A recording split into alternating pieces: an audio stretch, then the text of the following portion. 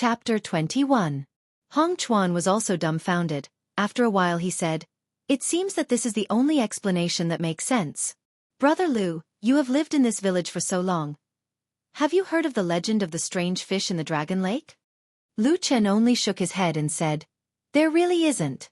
The Dragon Lake and Dragon Pond, other than the grand name, there really hasn't been any activity for so many years, like stagnant water, no one has ever seen the strange fish."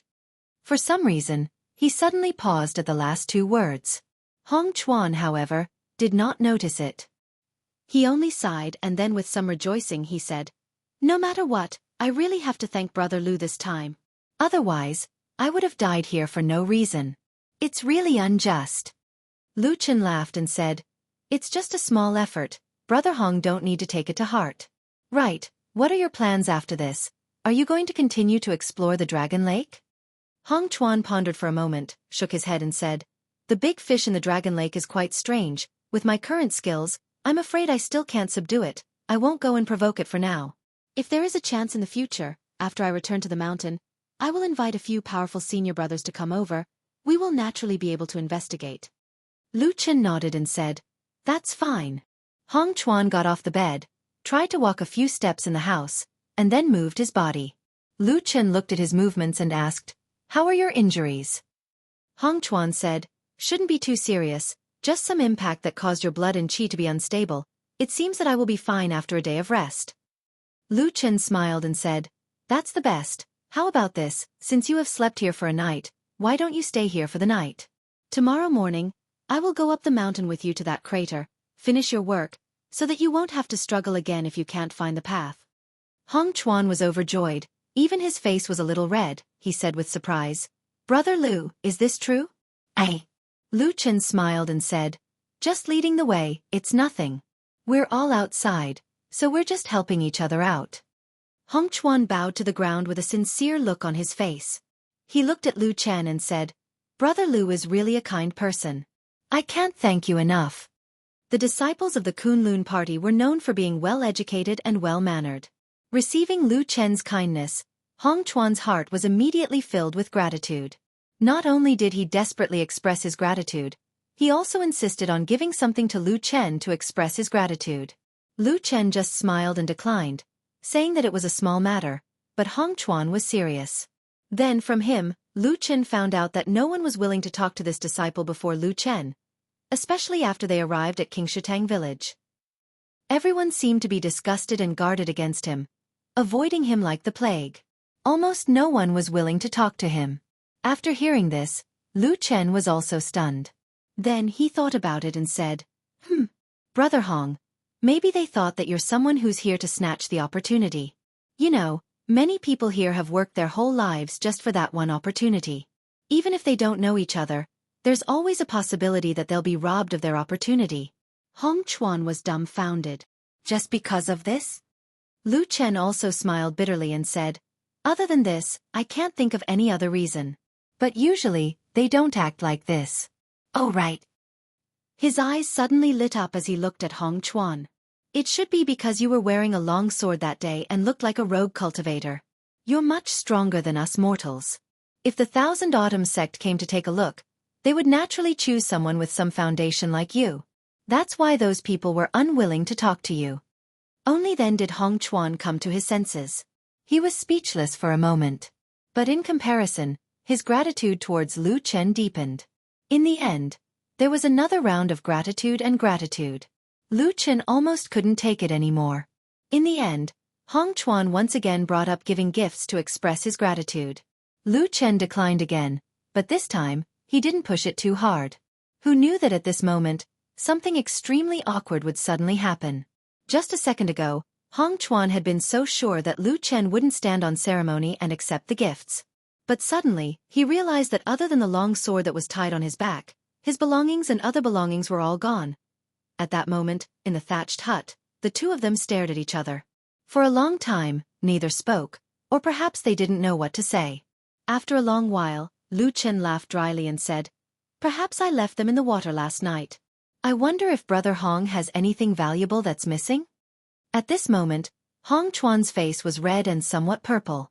He seemed so ashamed that he almost wanted to pull out his sword and kill himself. Seeing this, Lu Chen was a little worried. But fortunately, Hong Chuan didn't seem to be so stubborn. After a while he said with a sad face, "I don't have anything important but this. But, I'm really sorry, Brother Lu." Looking at his depressed expression, Lu Chen found it funny, but for some reason, he suddenly felt a burst of warmth in his heart. Then he shook his head slightly and said in a gentle voice, "Brother Hong, do you think I'm that kind of greedy person?" Hong Chuan was shocked and quickly raised his head. No, I definitely didn't mean that." Lu Chen smiled and said, "If that's the case, why are you so depressed? We met by chance, it's fate. Why worry about this trivial property? Come, I'll take you to the village to drink a few cups of good wine. Meeting and getting drunk is a happy thing in life." Saying this, he stood up with a smile and led Hong Chuan out of the thatched hut, walking towards the tavern where old Ma stayed in the village. Hong Chuan looked at Lu Chen from behind. For a moment, he didn't know what to say, but his eyes were shining. Although at this moment, Lu Chen looked like an ordinary person, and he was a disciple of a famous cultivation sect, the difference in status between the two was actually quite big. But at this moment, in his eyes, Lu Chen's figure seemed to be getting bigger and bigger. When passing by the stream of Xianxia, he suddenly thought in his heart, could this be the extraordinary person that father talked about in this world? It's such a pity that such a person is buried in this countryside. And naturally, Lu Chen didn't think that at this moment, he was following behind him in a somewhat embarrassed state. Thoughts were tumbling in Hong Chuan's mind. In fact, whether it was Hong Chuan or Lu Chen himself, they had probably inadvertently forgotten a fact, and that was that an ordinary person would almost never treat a cultivator with cultivation so calmly. Because between the two, not only was there a huge difference in strength, but there was also a huge difference in status. But to Lu Chen, everything seemed to be very natural. Not only did Hong Chuan not notice, even he himself didn't notice anything strange. Chapter 22. Lu Chen took Hong Chuan into the tavern and found that the business of the tavern was good today. Several tables were filled with guests. Old Ma sat behind the counter with a smile on his face. He seemed to be in a good mood. Lu Chen walked over and greeted Old Ma with a smile. Then he asked for a pot of wine and sat down with Hong Chuan at the table next to him. The two drank and chatted. They were very congenial and regretted not meeting each other earlier. It didn't take long for them to finish the pot of wine. Lu Chen stood up with a smile and said to Hong Chuan, "You sit for a moment, I'll go get another pot." Hong Chuan was about to decline, but Lu Chen had already left with a smile. Hong Chuan had to sit down again. Lu Chen walked all the way to the counter, patted the table and said with a smile, "Another pot of wine, boss." Old Ma sat behind the counter and said with a smile, "Please wait a moment, I'll get it for you after I finish this bill." Lu Chen nodded and said, "Okay." He leaned against the counter and waited. He first glanced at the guests who were drinking in the tavern, and then casually glanced inside the counter. He saw Old Ma with his head down, writing on a piece of paper with a pen. There were not many words, just one line. Lu Chen's expression didn't change. He turned his head as if he didn't see anything. Then he saw Hong Chuan looking at him and said with a smile, "Wait a moment, it'll be done soon." While they were talking, Old Ma had already stood up. He smiled and took a pot of wine from the side. He handed it to Lu Chen and said, "Sir, your wine." "Okay." Lu Chen took the pot of wine and walked back to Hong Chuan with a smile and sat down. The day passed in the blink of an eye. At noon the next day, Lu Chen set off from the hut with Hong Chuan and went to Tea Mountain. The mountain breeze blew down from the top of the mountain. As far as the eye could see, everything was covered in thick green. Furthermore, the wind carried with it a refreshing fragrance that made one's heart feel at ease. This must be the unique smell of the spirit tea. The two of them walked on the mountain road one after the other. Looking at the almost omnipresent spiritual tea trees on both sides of the road, Hong Chuan couldn't help but sigh. "I didn't expect the spiritual energy here to be so good. It can grow so many spiritual tea trees." Lu Chen was walking in front. When he heard this, he turned around and said with a smile, "These are just the most common spiritual teas. I'm sure your Kunlun party wouldn't care about these." Hong Chuan laughed and said, "Because my sect has been established for a long time, we do have a lot of good things. This tea is also a little famous. If fate allows it, I will bring some for Brother Lu." Lu Chen smiled and said, "That's not bad." The two of them talked as they walked. Hong Chuan followed behind Lu Chen and found that Lu Chen seemed to be walking casually. But when it came to some forks, he almost never hesitated. Every time, he would immediately choose one of the paths. It seemed that he was very familiar with the mountain road. After walking like this for more than 2 hours, the two of them reached the top of T Mountain. Hong Chuan looked around and found that he was at the back of T Mountain at the moment. For a moment, he also felt a little emotional. He smiled and said to Lu Chen, "Fortunately, Brother Lu is leading the way. Otherwise, I would really be in trouble." Lu Chen waved his hand and said, "Last time, it was because it was late at night and dark, so you couldn't see the path clearly. If it was daytime, you might not get lost. Oh, the ghost weeping cave is over there. Let's go." The two of them continued to walk along the mountain road to the east of the mountain. When they arrived at the back of the mountain, there were not many intertwining mountain roads like in the front of the mountain. Most of the time, there was only one road. Sometimes, they couldn't even find the road and had to climb for a while to pass. However, both of them were agile people. This mountain road was not difficult for them. So after walking for about half an hour, Lu Chen suddenly stopped and then pointed to a place in front of him. He said to Hong Chuan, "It's there." Hong Chuan's spirit was lifted. He hurriedly took a few steps forward and looked ahead. He saw that in the front of the mountain, there was suddenly a big hole with a radius of more than 300 feet on the flat ground. He walked forward for a while and came to the entrance of the cave full of rocks and plants. Looking down, he saw that the bottom was actually very deep. With a rough look, it was at least 100 feet high. The surrounding cliff rock walls were extremely steep. Some pine vines and small trees grew tenaciously between the rocks, adding some vitality to this sky cavern. On the opposite rock wall further away, a stream of water flowed out from somewhere on the rock wall and suddenly fell down, forming a slender waterfall in mid-air. It flew straight down and fell into the bottom of the sky cavern. The mountain wind blew over, as if carrying a little moist air from there. The entire sky cavern looked quite imposing, making people feel awe. They couldn't help but sigh at the mysterious and magical nature. Hong Chuan also looked very amazed. After watching for a while, he couldn't help but say to Lu Chen, "There is such a scenery here. It is really rare." Lu Chen smiled and said, "When I first came here, the feeling was similar to you." He walked a few steps forward and came to the edge of the sky cavern. He looked down and said to Hong Chuan, "You look at the rock wall over there. Are there some nests embedded between the rocks? That is the nest of some swallows that live here. But whether it is the kind of swallows that you mentioned, I don't know." Hong Chuan nodded repeatedly and said, "That is good. That is good. I see the situation over there. It should be about the same. Now I only need to wait for these swallows to fly out to look for food. Then I will catch some more, and it will be considered as completing the task that the others entrusted to me." Lu Chen said, "These swallows probably came out at dusk. I see that it is still early. Let's wait here for a while more." Hong Chuan agreed and then looked at Lu Chen. He revealed a sincere look and said, "Lu Xiong, this time you really helped me a lot. I am very grateful." Lu Chen only smiled and waved his hand to indicate that he need not be so courteous.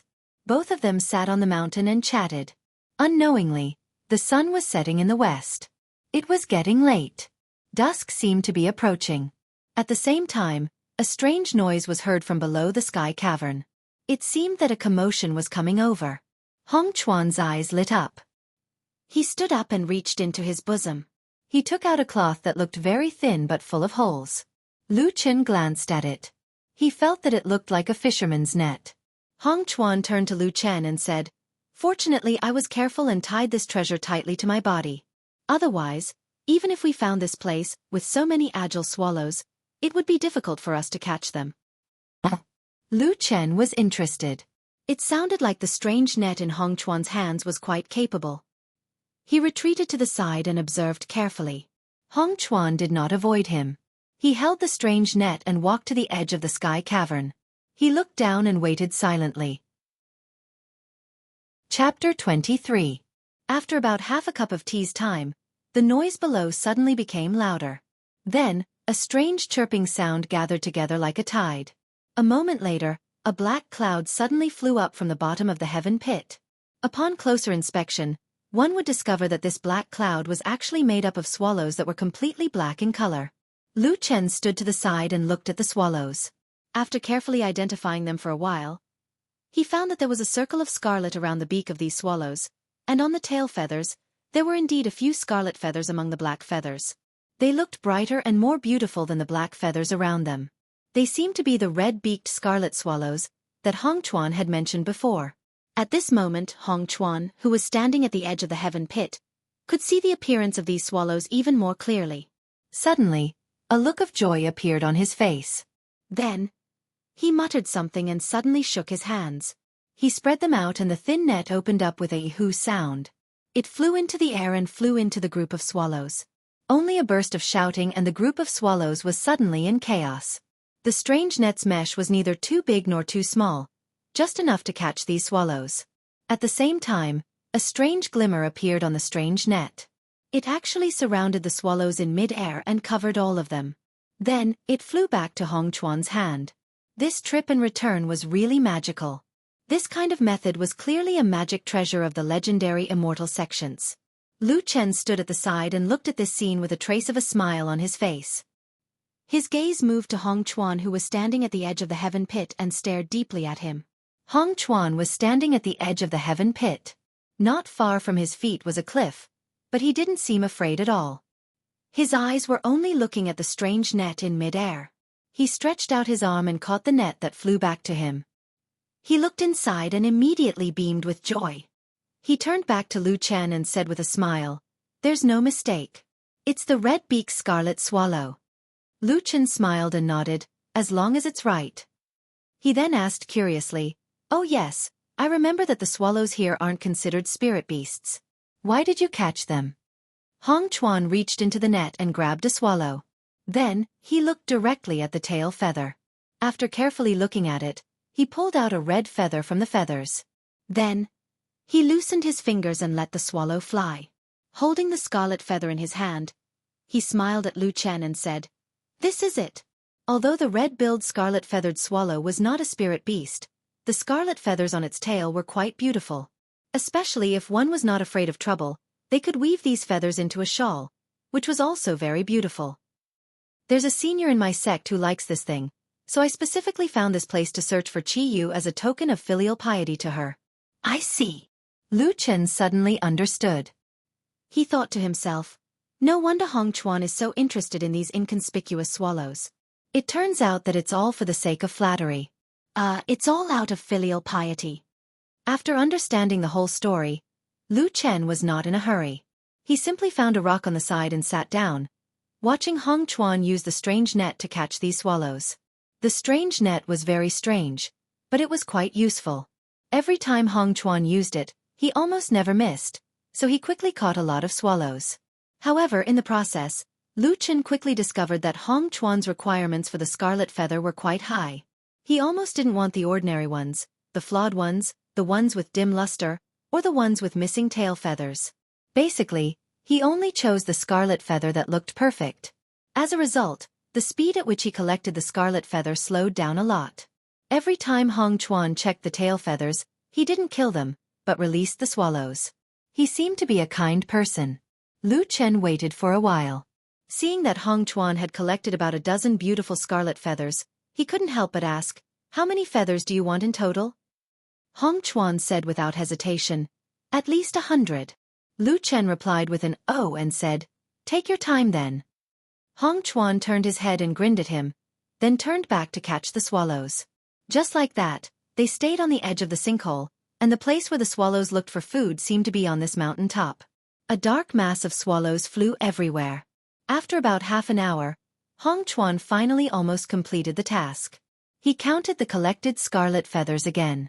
There were a total of 98, so he smiled and said to Lu Chen, "One more net will be enough."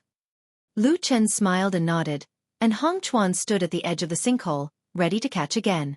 Who knew that at this time, perhaps because of the passage of time, the sky had already darkened, and many of those swallows had already returned to their nests. The number of swallows still flying in the sky had decreased, and they looked sparse. Hong Chuan's net seemed to be unable to catch more than a few, and at the same time, more swallows were flying into the sinkhole, chirping as they flew towards the steep rock wall. Hong Chuan looked a little anxious, and waited for a moment with his eyes wide open. Suddenly he saw a small group of swallows flapping their wings and flying over. There were about a dozen of them, and they also flew into the sinkhole. Hong Chuan was shocked, and when he looked again, there were almost no swallows left in the sky.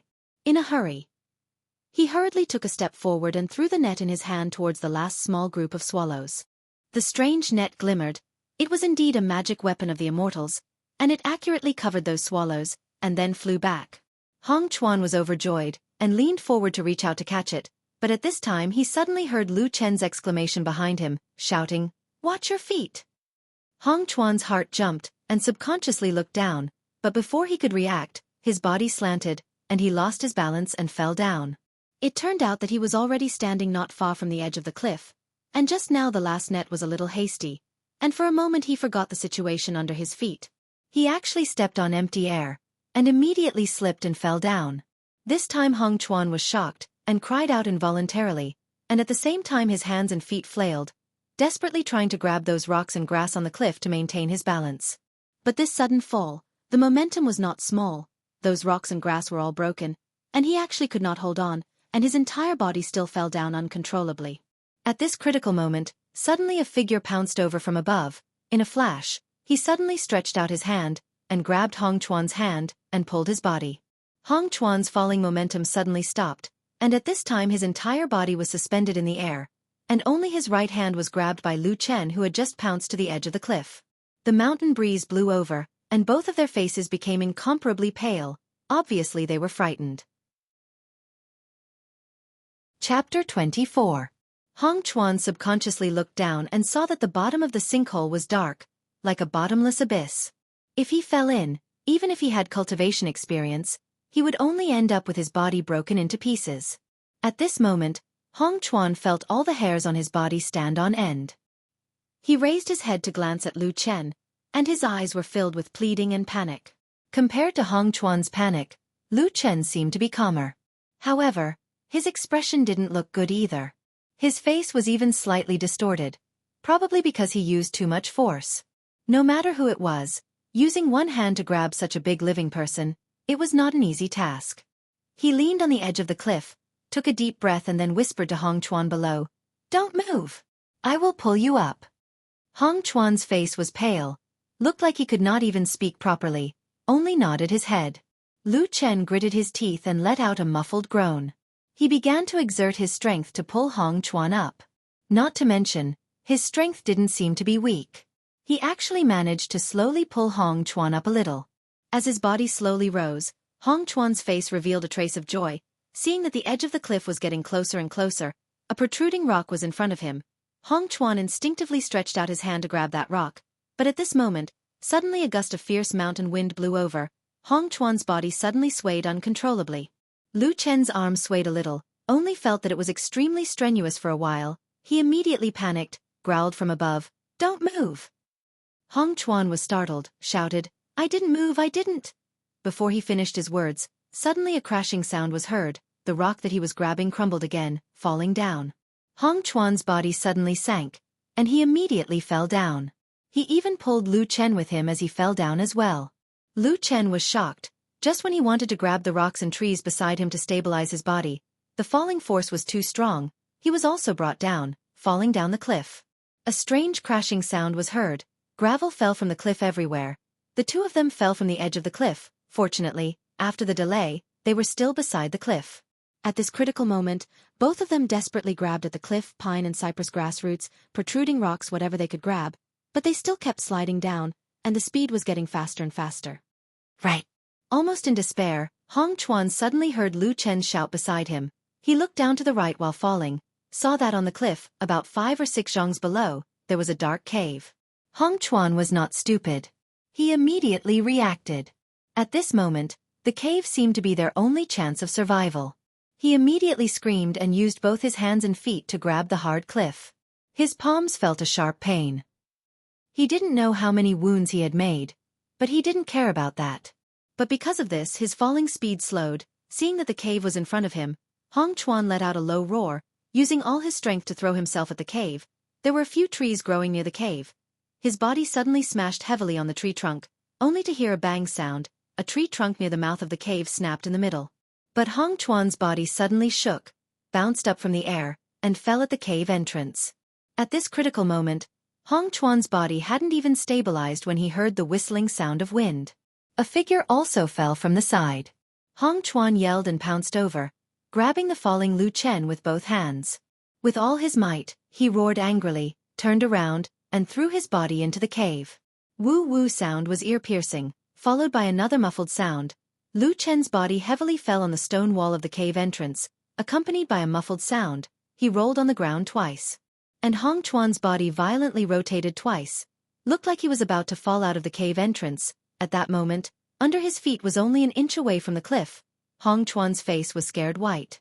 Fortunately, the trees at the entrance of the cave that did not seem to be very thick once again saved his life. In a panic, Hong Chuan waved his arms and grabbed onto one of the tree trunks. Only a rustling sound could be heard and countless leaves fell. However, his body trembled and swayed countless times before he finally stabilized himself at the entrance of the cave. For a long time, the cave under the cliff was silent. Only two people who were still in a state of shock, leaning against the stone wall of the cave entrance, panting heavily. When the two people's panting gradually calmed down, they raised their heads at the cave entrance and looked at each other. The expression on their faces looked a little strange. After a moment, Hong Chuan let out a dry laugh, stood up, and deeply bowed to Lu Chen, said, "Brother Lu, I am really sorry. I have implicated you again." Lu Chen also shook his head with a bitter smile, then immediately waved his hand and said, "Forget it, just now you also risked your life to save me once, let's consider it a draw." Hong Chuan's face was full of regret, looking a little embarrassed, as if for a moment he did not know what to say. Lu Chen, on the other hand, seemed to be more open-minded than him. After resting in place for a while, his expression returned to normal. He looked around the cave entrance and suddenly exclaimed, "Eh? These two trees seem to be gold Siamese?" Hong Chuan, who was looking awkwardly at the side, was startled when he heard this, and seemed to be surprised. The gold thread phoebe was not an ordinary tree species. There were spiritual patterns on the tree body. It was an authentic spiritual tree. Its leaves, buds, and roots were all useful spiritual materials in the Taoist sects. But the most precious thing was the trunk of this tree. It was tough and hard. It was of great use. Hong Chuan took 2 steps forward and came to the cave entrance with the 2 trees growing. At this moment, although the sky was a little dark, there was still some light at the cave entrance. He carefully looked at the 2 trees, including the one he had smashed before, then nodded to Lu Chen and said, "Brother Lu has a good eye. These 3 are really gold thread phoebe, but it is a pity that they do not seem to be old. The trunk is a little thin. It cannot be used as a big material." Lu Chen walked over and patted the trunk of one of the gold thread phoebe trees, and said with a smile, "This is already not bad, okay? Although it is only as thick as the mouth of a bowl, this place is not a blessed enclave, or a place full of spiritual power like the spirited mountain. Just to grow like this, it would take at least 100 years. "That's true." Hong Chuan sighed, then pondered for a moment and said, "Brother Lu, it is useless for me to take back such a gold thread phoebe. It is better for you to handle it." Chapter 25. Lu Chen shook his head with a smile and said, "The spirit tree has not matured yet. Even if it was cut down, it would only be worth a few spirit stones. What a pity. Forget it. Let it stay here for a few more days." Hong Chuan was slightly surprised. After looking at him, he nodded. After the 2 of them rested for a while, they began to try to find a way out. Just now, they had accidentally fallen down from the cliff. At this moment, the cave entrance was at least 20 feet away from the cliff. The middle was almost all rock walls. It would be very difficult to climb up. After looking around for a while, the 2 of them could only turn back to look at the cave. Needless to say, with just a glance, he discovered that this seemingly small cave was actually a completely different world. Lu Chen pulled a few pieces of mountain wood and lit them with a match. Then, he and Hong Chuan walked into the cave. After going around a few rocks, they saw a small winding path in front of them. It actually extended forward into the mountain. The 2 of them looked at each other. After a while, Lu Chen said, "Let's go. Otherwise, we'll just be waiting for death here." Hong Chuan agreed, and the 2 of them walked forward. As they went deeper, the depths of the cave were soon plunged into darkness. The torches illuminated the nearby stone walls, and they could see many sharp stone edges and rocks. As they went further, water droplets began to drip from the stone walls. Some places were covered in moss, and occasionally, they could see some small insects crawling about in the light of the fire. The surroundings were very quiet. There was almost no sound. Soon, the passage became so narrow that only one person could walk. Lu Chen looked around and said to Hong Chuan behind him, "It seems like no one has been here before." Hong Chuan nodded. There was some worry in his eyes. He said, "I don't know if we can get out of here." Lu Chen said, "It depends on luck." After saying that, he turned around and continued walking forward. At the same time, perhaps to liven up the atmosphere and make the two more relaxed, he even said with a smile, "I remember when I was young, I often heard stories told in some tea houses and taverns. Every time there was a crisis like this, the bad guys would be unlucky, while the good guys would turn misfortune into fortune, or even gain fortune from misfortune. For example, they would suddenly see some immortal's cave, or obtain some peerless opportunity." Hong Chuan's face was originally solemn and serious. However, after hearing these words, he could not help but laugh. He shook his head and said with a smile, "Now that you mention it, it seems to be true." After a pause, he smiled and said, "I just don't know if we're the good guys or the bad guys." Lu Chen smiled and said, "Yeah, who knows?" In life it was easy to say good guys and bad guys, but in fact, it was not necessarily that easy to distinguish. And at this moment, in this sky cavern in the wilderness, in terms of luck alone, the good or bad of Lu Chen and Hong Chuan did not seem to be very clear. They walked for a long distance. They felt that they had walked in this strange and natural mountain path for a long time, but they actually did not reach the end. During this process, they were quite lucky that they didn't encounter any accidents. But similarly, there weren't any immortals' abodes, peerless Tao techniques, divine ability manuals, or powerful fortuitous encounters that suddenly fell from the sky in front of them.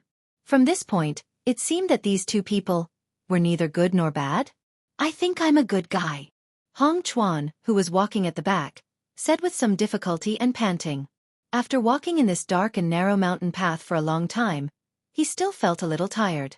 Moreover, the surrounding was too dark and too quiet, which always made people feel a little strange. Therefore he wanted to talk to Lu Chen.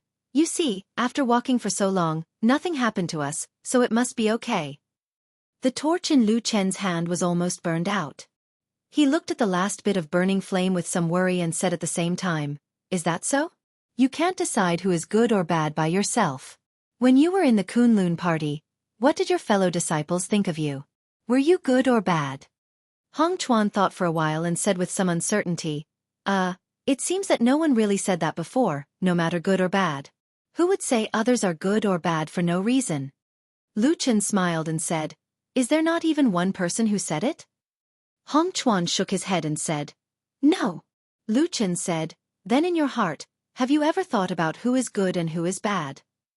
Hong Chuan was startled and said, "I think it should be us righteous people who cultivate the celestial way and uphold justice, are good people. Those evil people who kill innocent people indiscriminately are bad people." Lu Chen's body paused for a while, as if he wanted to say something, but for some reason, he stopped. Hong Chuan followed behind him. Seeing him stop, he also stopped behind him and said, "Brother Lu, what's wrong?" Lu Chen turned around and looked at Hong Chuan. When he opened his mouth and seemed to want to say something, suddenly, the two people's eyes suddenly darkened. The torch had burned to the end. The last bit of flame was also extinguished. The cave in the belly of the mountain was suddenly plunged into darkness. Both of them fell silent. Darkness surged in from all directions in an instant. Silence reigned all around. Not knowing when it started, in the silence that seemed to be able to hear the heartbeat, Lu Chen's calm voice suddenly sounded, "Let's continue walking." Hong Chuan was shocked, because at this time, he could hardly see Lu Chen's figure in front of him, let alone continue walking. He couldn't help but ask, "It's so dark, can you see the road? If only there was a torch." Lu Chen slowly turned around, walked forward and said, "Let's go." Hong Chuan hesitated for a moment, but still slowly groped his way forward. But in that instant, he seemed to suddenly see a blurry figure in front of him in the darkness. It seemed to be Lu Chen's back. The strange thing was, when he saw Lu Chen walking, that posture was still the same as before. One of his hands was still holding the torch, as if there was still light guiding him forward. But it was clearly dark all around. There was not the slightest bit of light. That blurry figure was still walking forward. His hand was still held, as if there was really a fire burning. Silently burning, even the fire seemed to be black flames. In the legends, whenever such a situation was encountered, there would often be a major event, or a fortuitous encounter, or an encounter with a hermit expert, or a rare treasure. In short, the critical moment to test whether a person really had great luck to become the main character of fate had arrived. Chapter 26. Their journey was bumpy, but fortunately, they were able to walk out of the mountain safely. If it was a dead end, the two of them really wouldn't know what to do. Standing on the mountain, the cold mountain wind blew over their bodies. When they looked up at the sky, they found that the moon tonight was exceptionally bright. The two of them looked at each other and sighed in relief at the same time. Lu Chen smiled and said, "Our luck is not bad." Hong Chuan nodded repeatedly and said, Yes, I didn't expect to be able to walk out like this." Lu Chen looked around and found that this exit, from the outside, was just a crack in the mountain wall covered by a forest. It looked a little dark on normal days. If one didn't go in, they wouldn't know how deep it was. There were many similar stone cracks on T Mountain. Ordinary people wouldn't be able to identify them. They didn't expect that behind this crack, there was such a natural secret passage that passed through the mountain and led to the cave on the stone wall of the sky pit. Lu Chen memorized the surrounding terrain of the cave.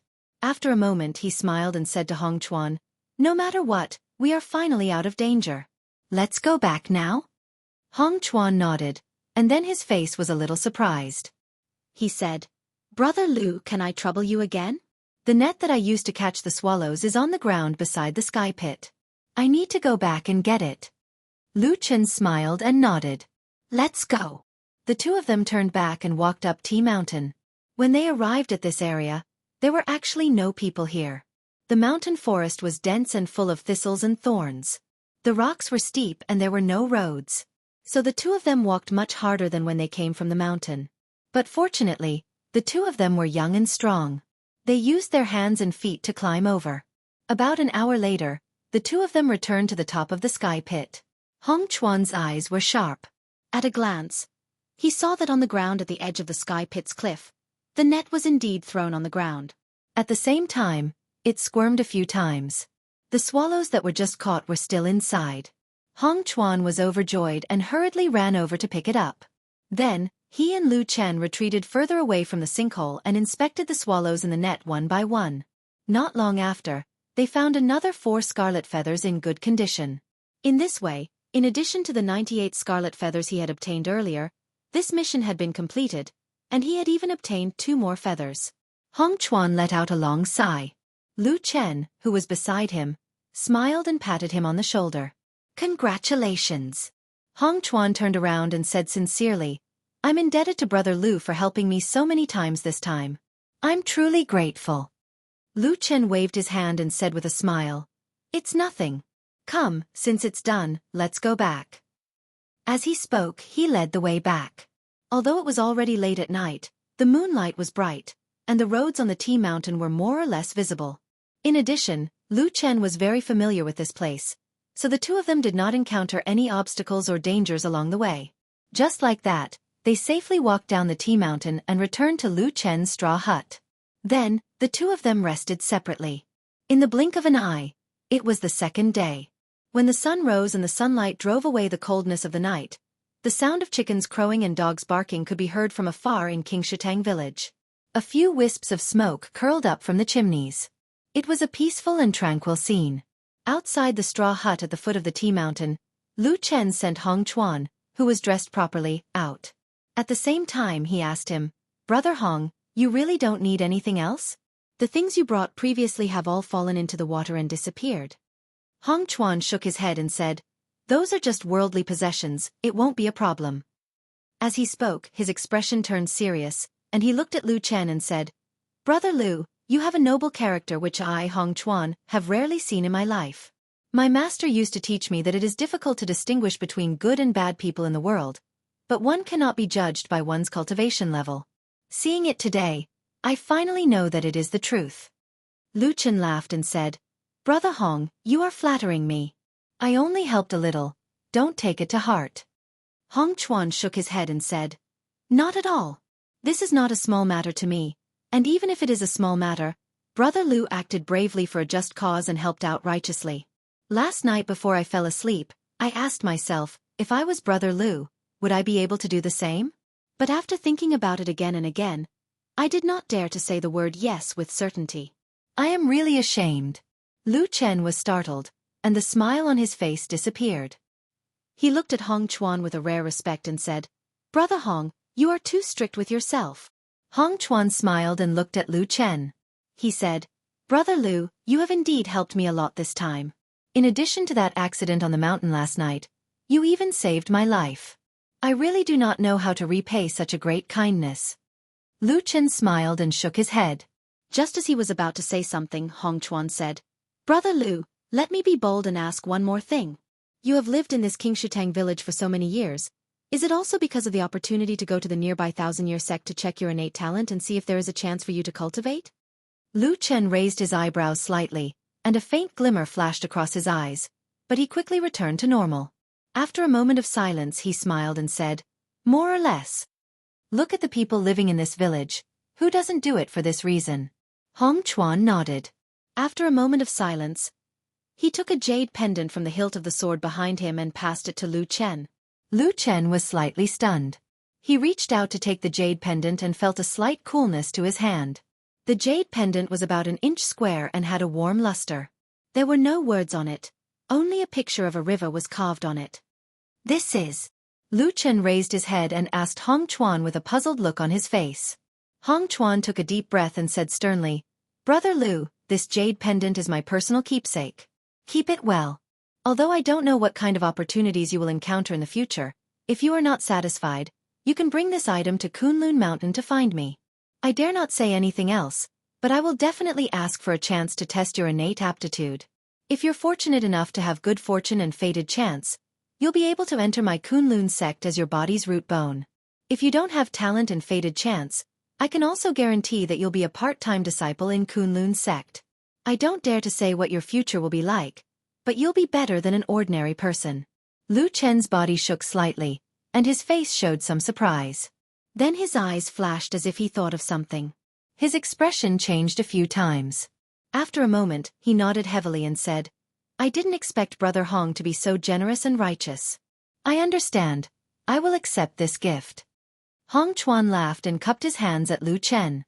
Without saying much, he turned around and strode away.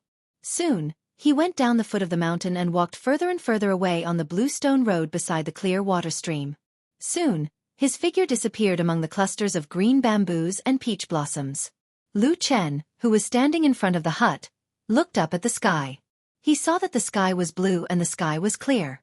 For some reason, a smile slowly appeared at the corner of his mouth. Chapter 27. A chance to enter the Kunlun party and cultivate? In the tavern, the plump old ma sat at a table by the window. His stubby fingers caressed the jade pendant in his hand. After a while, he looked at Lu Chen with a strange expression. Lu Chen, who sat across from him, tilted his head back and drank a glass of wine. He shrugged and said, At least that's what he said. Old Ma snorted and stared at Lu Chen. Don't play dumb in front of me. I don't believe you can't hear the strangeness in those words. Lu Chen smiled but didn't say anything. Old Ma ignored him and continued, saying, Everything in this world is the same. Look at the mortals in Xianxia village. They spend most of their lives working hard for an illusory chance. How can this kind of chance be so easily obtained? Lu Chen said, Maybe Hong Chuan is a disciple of a famous sect, so it's not too difficult for him to get a chance to examine one's foundation. Old Ma sneered and said, That's the Kunlun party, one of the top sects in Xianxia. Although it's no longer at its peak, a starving camel is still bigger than a horse. No matter what, it's not something a useless sect like the Thousand Autumn sect can compare to.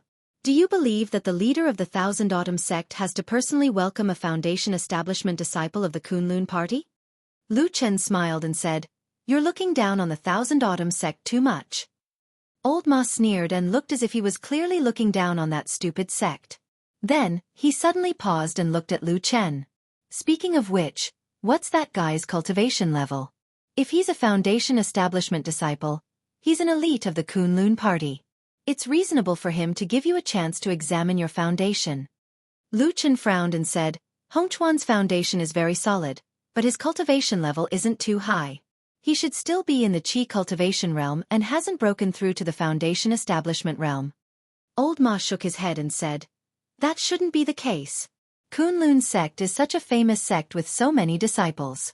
If it's just the most ordinary disciple in the Qi refining realm, no matter what, he wouldn't have such a big face. Unless there's someone behind him, well, an elder with a very high status in the sect, or he simply has a highly respected master. Lu Chen thought and smiled. That seems to be true.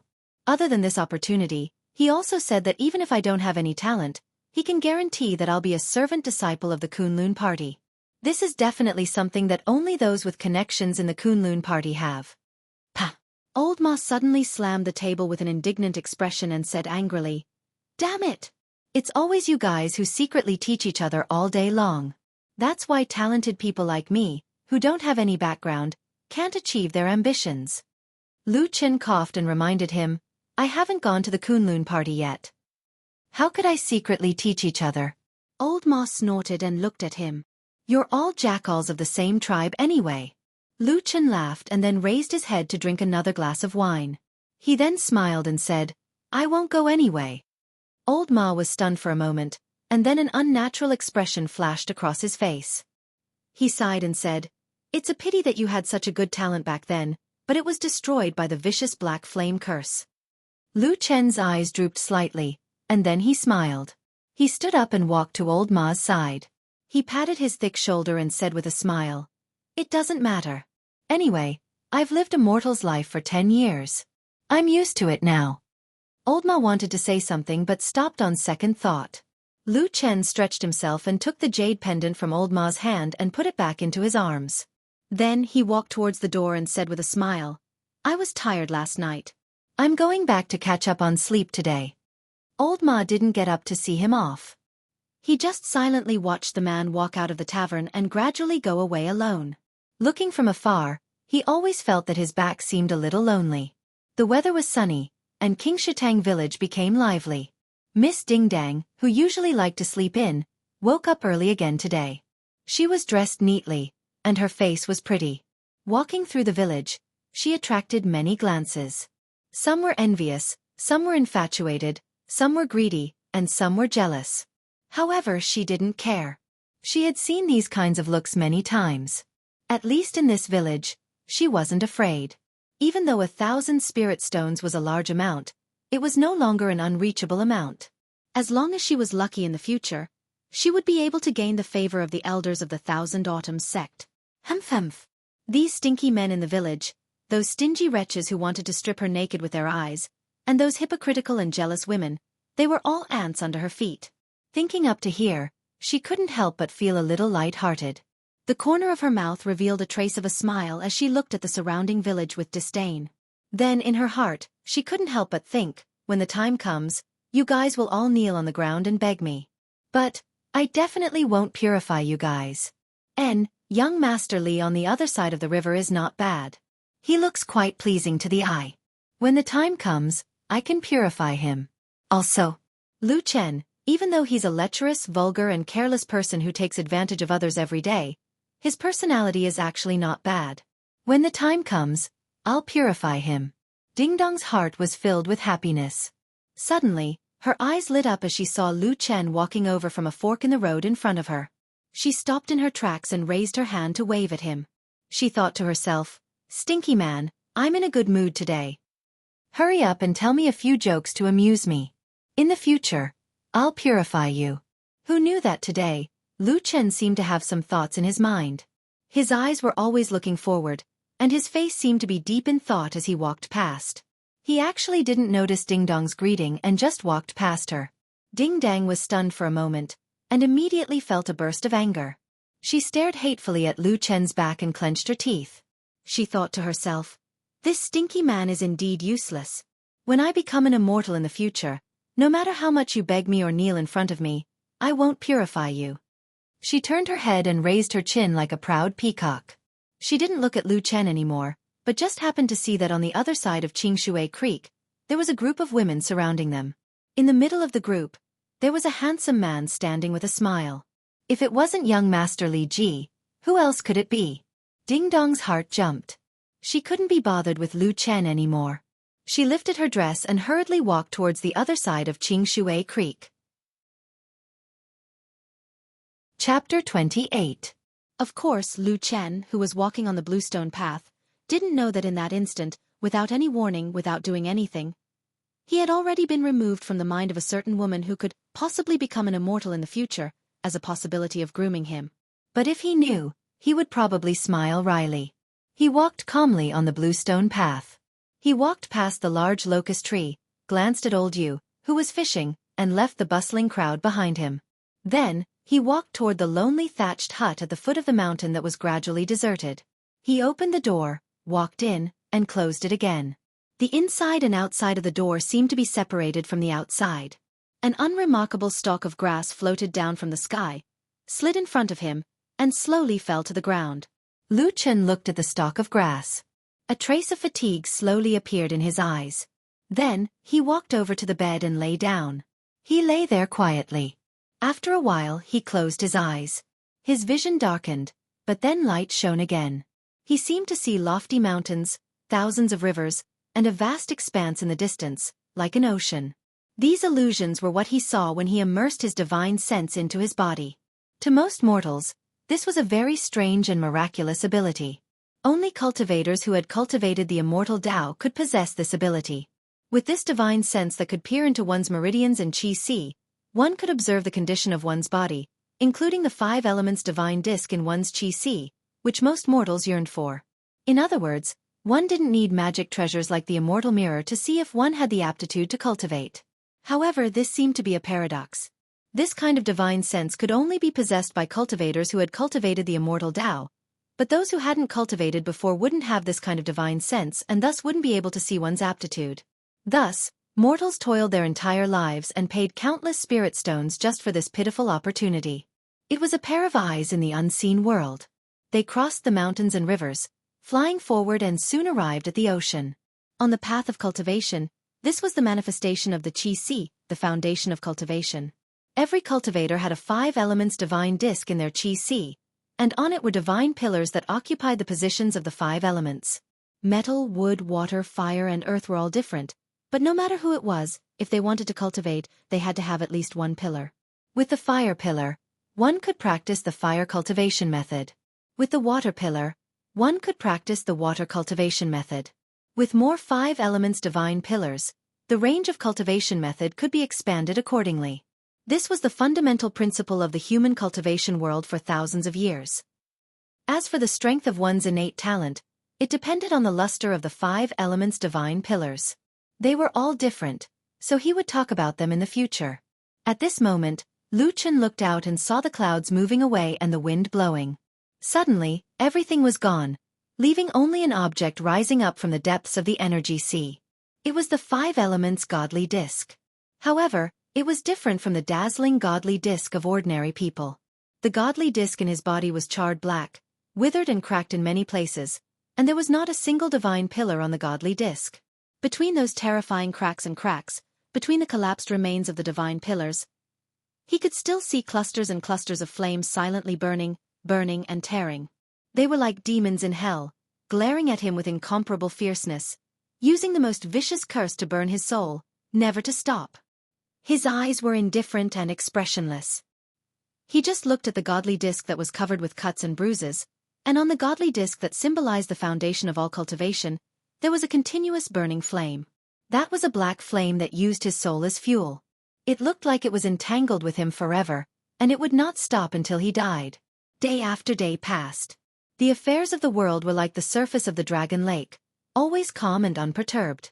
Everything went according to plan, and everything seemed to be peaceful. The only change was the newcomer, Li Ji. He was getting more and more liked by the girls in the village. His paintings were really beautiful, especially the court ladies. They were vivid and lifelike, so much so that people felt that they were even more beautiful than real people. Moreover, he was really very handsome. So the girls in the village flocked to him, pestering him all day, begging him to paint for them. Ding Dang was no exception. These days, she squeezed until her head was broken, and she was thick-skinned, waking up early and returning late. She was not afraid of other people laughing at her or gossiping, and she actually made Li Ji paint for her twice. Adding the first time, it was 3 paintings. 3 paintings, all of them were of her. One painting was Summer Night leaning on the window and gazing at the moon. Another was Spring Wind Peach Forest admiring flowers. And the last was Palace Dress Girl chasing fireflies. 3 paintings, each of them were exquisite, each of them were beauties, as if condensed into the most beautiful moments of a girl's life, each beautiful figure reflected on the paper. Ding Dang loved these paintings. She carefully framed them and hung them in her room, on the same white wall. She would often stare at them in a daze, occasionally blushing, and often smiling. On this day, she was once again looking at the paintings of beauties on the wall. Her eyes were slightly intoxicated. Suddenly she heard someone knocking on the door, causing Ding Dang to wake up. She walked out and shouted, "Who is it?" before opening the door. There was a figure standing outside the door, laughing at her, revealing his white and neat teeth. Ding Dang was startled and said, "Why is it you?" Lu Chen smiled as he walked past her, walked into the courtyard, looked around, and then said with a smile, "You speak like you are treating me as an outsider. In the entire Qingshitang village, I am probably the one who comes to your house the most." Ding Dong's face slightly reddened, and she smacked him, then closed the door, walked over and said, "Glib tongue, why can't you change?" Lu Chen laughed, stood beside her, and then reached out to her shoulder, pulling Ding Dang into his embrace, and said, "Everyone is so familiar with each other, there is no need to put on an act." Ding Dang spat out a sentence, pushed him away, and took 2 steps to the side, but she did not seem to be angry, only pouting and sighing, and said, "I don't like it any more." Lu Chen was startled, and the smile on his face disappeared. He frowned and thought for a moment, and said with some doubt, "Did I say something wrong or did I offend you?" Ding Dang shook her head. Lu Chen shrugged his shoulders. Since he did not do anything wrong, then there was nothing to worry about. His smile once again returned to his face, and then he walked over and stuffed 2 things into Ding Dong's hands, and said, "Let's go, let's enter the house." Chapter 29. Ding Dang did not know why, but her heart suddenly jumped. She lowered her head to look at her palm, where there were 2 beautiful and bright spirit stones. The beautiful light refracted in mid-air, and it looked as if there was a faint rainbow light lingering around the spirit stone, adding a bit of temptation to it. Lu Chen smiled and pulled Ding Dang. Ding Dang lowered her head, hesitated for a moment, then slowly walked forward, following him into the house. The spring wind was as gentle as a lover's hand, lightly blowing through the mountains and villages. The grass and flowers in the courtyard slightly trembled, and on the petals there were crystal-clear dew-drops. After the sound of breathing calmed down, under the soft bedding, they calmly lay on the bed. The world outside the house seemed to be separated far away, as if there were only the 2 of them left in the world. It was abnormally peaceful and tranquil. Ding Dang slowly sat up, using the quilt to cover the skin below her chest, and leaned against the wall beside the bed. Her face still had a bit of a captivating red, her gaze as gentle as water. Then she saw the 3 paintings hanging on the opposite wall. She stared at the paintings, looking at them for a long time. The expression in her eyes gradually changed. At this time, she suddenly felt something. Lowering her head to look, she discovered that the man had turned around, and was also looking at her. "Why are you looking at me?" Ding Dang asked. Lu Chen smiled, reaching out his hand to lightly caress Ding Dong's cheek, then sincerely said, "You really are a beauty." Ding Dang bit her lips, then smiled, looking a bit happy, but then she looked at the opposite wall. After a moment, she said in a low voice, "Lu Chen. And I don't want to be like this in the future." Lu Chen looked at her, smiled, and said, "I don't understand, don't want what?" Ding Dang took a deep breath and said, "I don't want you to give me spirit stones, and then sleep with you." The smile on Lu Chen's face faded, but he didn't seem to be angry. He just quietly looked at Ding Dang, and after a while said, "Are you trying to say that you don't want to sell your body for spirit stones anymore?" Ding Dang nodded and said, "Yes." Lu Chen replied with an "oh" and said, "Okay, I got it." After that, he got up, picked up the clothes on the side, and began to put them on. Ding Dang was still leaning on the bed, staring at him in a daze. When Lu Chen finished putting on his clothes, he turned around to look at Ding Dang, hesitated for a moment, then said, "Why is it, can you tell me?" Ding Dang silently shook her head. Lu Chen smiled and said, But since you don't produce and don't have any other way to earn spiritual stones, what are you going to do with the remaining spiritual stones? Ding Dang pursed her lips and said in a low voice, I have my own ways. All right. Lu Chen shrugged his shoulders, turned around and walked out of the door. In the middle of this, his gaze swept across the white wall, stopping on the 3 paintings hanging on it for a moment.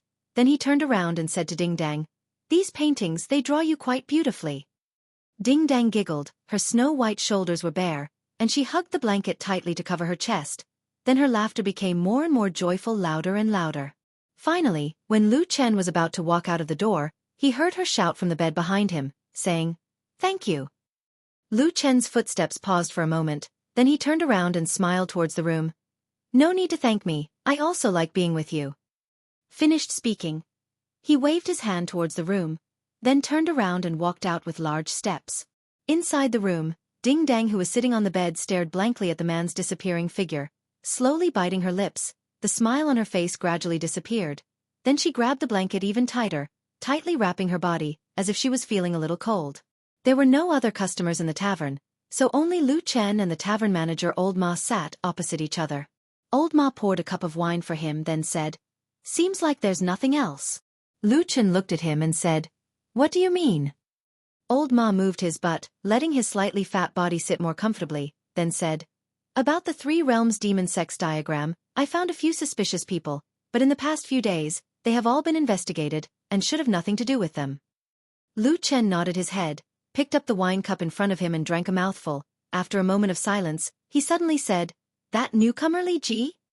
Old Ma shook his head and said, He has nothing to do with the demon sect, he is just a mortal. Lu Chen responded, and for some reason, he seemed to believe Old Ma's words very much, but although his expression looked calm, there seemed to be a trace of gloominess. Old Ma did not notice this, and continued to say, But speaking of this Li Ji, recently there have been some rumors, saying that this person is not from an ordinary family, but from an aristocratic family.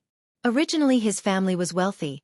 Unfortunately an accident happened, and his family fell, so he ended up here. Lu Chen's eyebrows slightly raised, looked at Old Ma, and said, Aristocratic family? Old Ma laughed and said, That's what the rumors say, probably because of this. Li Ji does not know anything else, but he is proficient in zither, chess, calligraphy and painting. By the way, I heard that because his family was wealthy in the past, his family was on good terms with a certain cultivation sect, and one of the sect's elders once showed him the kindness to examine his talent, and it was confirmed that he has an extraordinary innate talent, and in his chi ocean, there is not only the 5 elements disc for cultivation, but also 2 pillars of metal and water, which is a rare metal and water spirit vein. Lu Chen placed the wine cup in his hand on the table, and smiled, but did not speak, his expression thoughtful. Old Ma did not mind, and continued to say, That's why everyone in the village is saying that as long as this young Master Li gathers 1,000 spiritual stones and visits the Thousand Autumn sect with a celestial mirror, he will definitely be accepted as a disciple of the sect. Lu Chen thought for a moment and said, So this young Master Li Ji is no ordinary person? That's right. Old Ma smiled and said, Nowadays, many people in the village are sucking up to him, especially those women, they surround him like crazy. Sigh, he's young and handsome, and he's even talented. There's nothing I can do to be envious of him. Lu Chen smiled and pushed the wine cup forward and said lightly, Pour the wine. When the sky darkened, Lu Chen walked on the blue stone path beside Xianxia Creek, the night breeze blowing on his face, bringing a faint chill. The scenery of Xianxia Creek under the night sky was different from the scenery during the day. The reflection of the water in between the shadows of the trees was like pieces of glass that had been cut into pieces, sparkling and sparkling, reflecting every spot of light. Chapter 30. There were ripples in the wind. The bamboo swayed and the peach trees trembled. He walked to the foot of the mountain and entered the grass hut. There was no one in the grass hut, just like any other day. Lu Chen watched the gray stalk of grass slowly fall and then turned to close the door. He walked to the bed and lay down. In the darkness, the strange wailing sounds came from outside the window. He quietly lay in the darkness, letting the darkness gradually swallow his body, as if he had fallen into a deep sleep. The night deepened and the wind was like the wailing of ghosts. No one seemed to remember the lonely grass hut at the foot of the mountain. But at a certain moment in the night, suddenly in the grass hut, in the deepest part of the darkness, there was a muffled grunt. Lu Chen's eyes suddenly widened. There was darkness in front of him, but it was like a terrifying flame was burning. Black fire. Black fire burst out from every corner of his body, like a dancing poisonous snake, wildly twisting, burning all the flesh on his body, but not damaging any of his clothes or bedding. Everything was silent, but it was as if the heavens and earth had suddenly collapsed. The miserable cries surpassed all the wails in the world. After a moment, the bed suddenly trembled, and then he disappeared. The next moment, Lu Chen landed on the ground and once again came to the mysterious tree hole-like space. Under the soft illumination of the light, the black flames had already ignited Lu Chen's entire body, turning him into a flaming man. He cried out in pain and then staggered towards the puddle of water in the center of the tree hole. Voila! Water splashed in all directions. He once again entered the dark green and abnormally lush water. Almost at the same time he entered the water, the wildly burning black fire was immediately suppressed. The fire slowly weakened and then began to shrink back into Lu Chen's body. Everything seemed to be the same as last time. The water rippled gently, and the strange life aura in this water continuously seeped into Lu Chen's body, healing the terrifying wounds caused by the black flames one by one until not a single scar could be seen. After an unknown amount of time, Lu Chen slowly sat up straight in the water. He glanced at his body and then looked at the pool of water beside him. The color of the water was light green. It swayed slightly and looked very beautiful. However, 10 years ago, when he first discovered this place, this pool of clear water was a deep green color. At that time, the vitality here was so thick that it seemed like it could be breathed. But now, it was getting thinner and thinner. As for the black fire, it seemed to be acting up more and more frequently. If the last bit of green in the water disappeared, what would be the fate that awaited him? Dripping wet, he sat in the water for a long time without getting up. His expression was indifferent as he silently pondered. This spring seemed to be slowly passing by. The weather began to heat up and the days brightened earlier and earlier. However, the spirit tea trees on the tea mountain became more and more luxuriant. Cicadas were already chirping on the big pagoda tree by Qingshui Creek. The old fisherman was still fishing under the tree. One morning, when Lu Chen woke up, he saw smoke rising from the chimneys of the village at the foot of the mountain. He was wondering if he should make up his mind today when he suddenly saw a figure walking towards his straw hut. Separated by a distance, he could tell that it was Ding Dang. After that day, he never went to find Ding Dang again, and Ding Dang naturally did not come to find him either. The two of them, who were once close and familiar, suddenly became strangers. Until today, she suddenly came to this grass hut. When the sunlight shone down, Lu Chen discovered that Ding Dang, who had just walked out of the grass hut, was slightly out of breath. Her chest was slightly heaving up and down, and her cheeks were slightly red. She was still as beautiful as ever. After seeing Lu Chen, Ding Dang smiled at him and then happily called out to him, saying, "Hey, long time no see."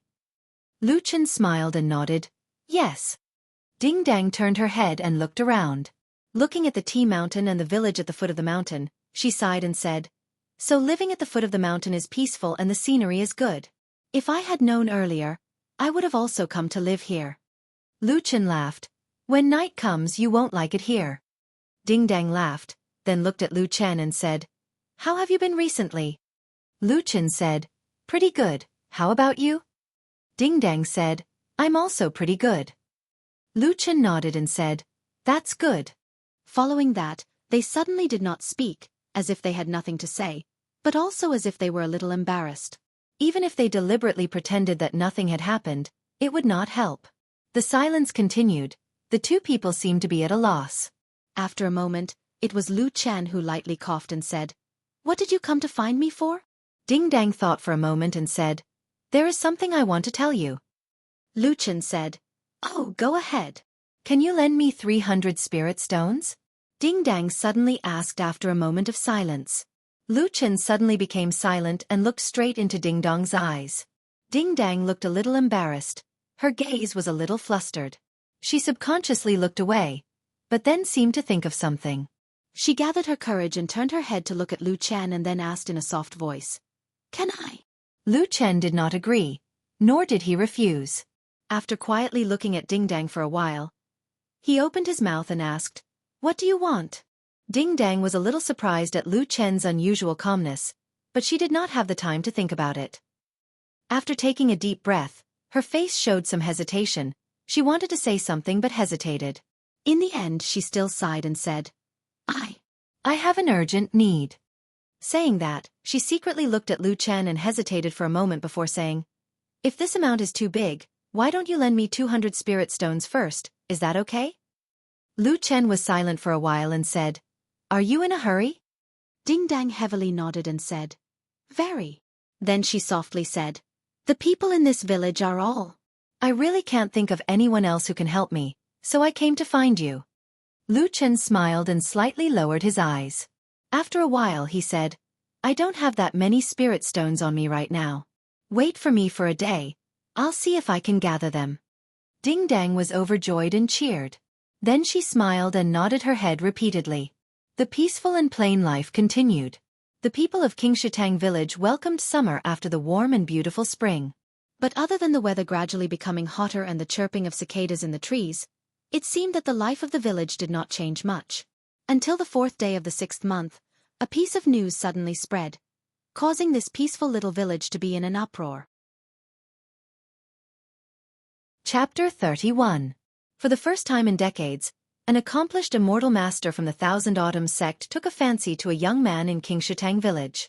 After the young man paid the fee and passed the mirror of immortality, the immortal master from the Thousand Autumns sect was right. This young man was gifted and was accepted as a personal disciple.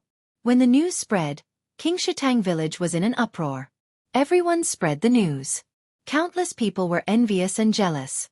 The luckiest young man was the man of the hour in the village, the suave young master Li Ji. In today's world, entering an immortal sect was like a carp leaping through the dragon's gate. From then on, one's life would be completely different. The young man who was smiling warmly and painting for the girls by the stream yesterday was now like a god standing high above the clouds, looking down on all living things. No one could get close to him anymore. As a result, the women in the village often sighed with regret. There were also people who carefully mounted their old pictures and hung them on the wall to look at them every day, treating them as memories that they could recall for the rest of their lives. As for more wishful thinking, no one really thought about it. Occasionally, when they gathered together to talk about young Master Li, they would laugh and argue that he was nicer to them back then. The weather was getting hotter and fewer people came to drink. Business in Old Ma's tavern was very bleak. Most of the time, only Lu Chen, who ate and drank for free, came to his tavern. This made Old Ma's mood not very good. In addition, he had not cultivated to the point where he was immune to heat and cold. As a fatty, it was especially easy for him to sweat on hot days, so he was a little irritated. On this day, Old Ma looked at the only customer in his tavern. He was getting more and more annoyed. He said to Lu Chen, "Hey, you already owe me a big debt, and you still have the nerve to come here and eat for free?" Lu Chen laughed and drank the wine in his glass in one gulp. Then, he leaned against the table and said to Old Ma with a smile, "Nowadays, the one who owes the debt is the boss. Don't you know?" Bah! Old Ma spat at him and then wiped the sweat on his forehead with a towel beside him. He walked to the table opposite Lu Chen and sat down.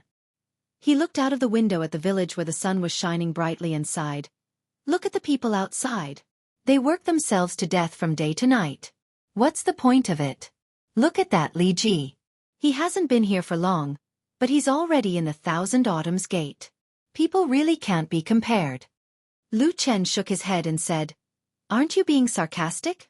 People who have nothing and want to cultivate are all like this." Old Ma clicked his tongue, but he did not refute Lu Chen's words. He merely shook his head and said, "That Li Ji fellow is really lucky." Lu Chen quietly looked at an unknown direction in the distance outside the window. After staring silently for a while, he turned his head and said to Old Ma, "This is just a chance for that person. There's nothing to care about. But the matter of the evil sect pattern, you still can't find any clues?" Old Ma heard this and scratched his head in distress. He bitterly smiled and said, "Yes." Lu Chen snorted and said, "That pattern can't be carved there for no reason. Something must have happened in this village. Be more careful." Old Ma sighed and said, "It's not like you don't know. I've secretly searched this village many times but I really can't find anyone suspicious. It's like I've seen a ghost. Those evildoers from the evil sect must be too bored. They just drew a pattern and ran away." Lu Chen was silent. After a while, He placed the wine cup on the table and stood up. He said, "I'm going back." By the Qingshui stream, the green bamboos were still green but the peach blossoms had already withered. It looked a little lonely. Under the blazing hot sun, there were very few people walking on the green stone path. Lu Chun walked along the side of the stream. Just as he was about to walk past the stone bridge, he suddenly saw a familiar figure walking over from the other side of the stream. It was Ding Dang. Lu Chen stopped walking. Ding Dang, who was standing on the stone bridge, also saw Lu Chen. Her face flashed a trace of astonishment. She then smiled and greeted him, but her smile was somewhat forced. The two of them walked to the shade of the green bamboos to talk. Ding Dang looked a little uneasy but she quickly smiled and said to Lu Chen, "It's been a while." Lu Chen sized her up and nodded his head. "Yes, I haven't seen you in a while. Where did you go?" Ding Dang said, "No, I'm suffering from the summer. I hate this hot weather the most, so I don't like to go out." Lu Chen nodded his head and replied. Then the two of them sank into silence. After a while, perhaps feeling a little awkward, Ding Dang pursed her lips and said, I owe you spirit stones. You will have to wait a little longer. I will return it to you soon." Lu Chen said, "No worries, I don't have anything urgent." Ding Dang looked like she was relieved and her mood was much better. She actually stuck out her tongue and said with a smile, "Don't worry, I will definitely not renege on my debt. I said I will return it to you and I will definitely return it to you. Moreover, when the opportunity comes, I will also bestow you with a heavenly fortune." Heavenly fortune? Lu Chen raised his eyes and looked at Ding Dang. Ding Dang smiled sweetly and nodded her head heavily. She was in high spirits as if she already had power in her hands and the confidence to control other people's lives. Deep into the night, at the foot of Tea Mountain, the heat of the day had completely dissipated. What replaced it was a cool and refreshing cold wind that blew down from the mountain. Those strange sounds that sounded like the wailing of ghosts and the howling of wolves sounded out once again. It was like a ghost palace in hell, causing one's heart to palpitate. The grass hut at the foot of the mountain stood alone in the darkness, surrounded by the endless night. The grass hut was silent. The doors and windows were tightly shut. Although it could not block out the strange sounds, it was still like a strange little world. There was no one in the hut. In the darkness, one could not even hear the sound of breathing. One could only see a blurry shadow and an overturned bedboard. In the mysterious space of the tree hole, Lu Chen sat on the ground. He looked at the light green puddle in front of him with a serious expression. He looked solemn. His eyebrows were tightly knitted as if he was deep in thought. It was as if there was something he was hesitating about. Around him, the tree hole was quiet. The gray qi wrapped around the ancient tree walls were like gentle water ripples, gently flowing and undulating. After an unknown period of time, suddenly, Lu Chen's eyes opened, as if he had finally hardened his heart and made a decision. He took a deep breath, and a strange black light flashed across his face. A moment later, there was a faint glimmer of light coming from his lower abdomen, which was the most important place for all cultivators, the Dantian and the Sea of Qi.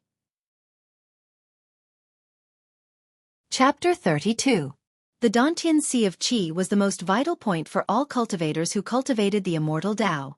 But for Lu Chen, the terrifying black fire from 10 years ago was like a bone piercing all that had completely destroyed his foundation. He could neither live nor die, and he had repeatedly suffered the terrible pain of being burned by the black fire.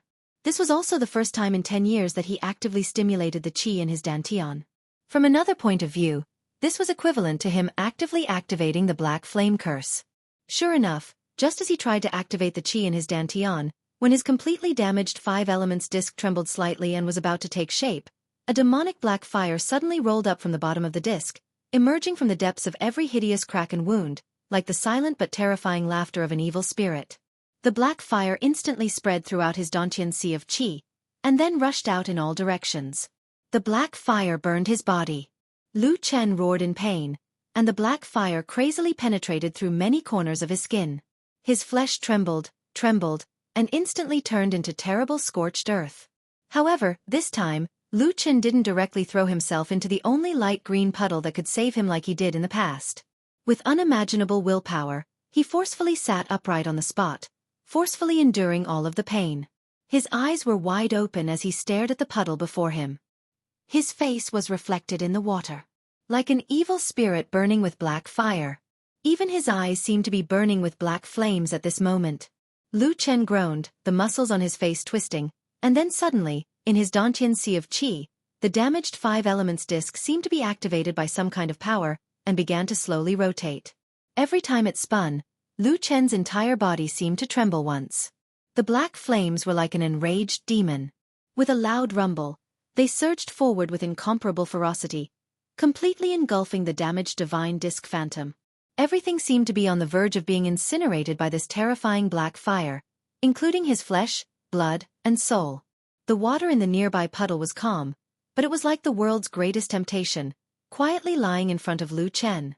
There were a few times when Lu Chen's body couldn't help but lean forward, wishing that he could roll into the icy cold water just like he did in the past.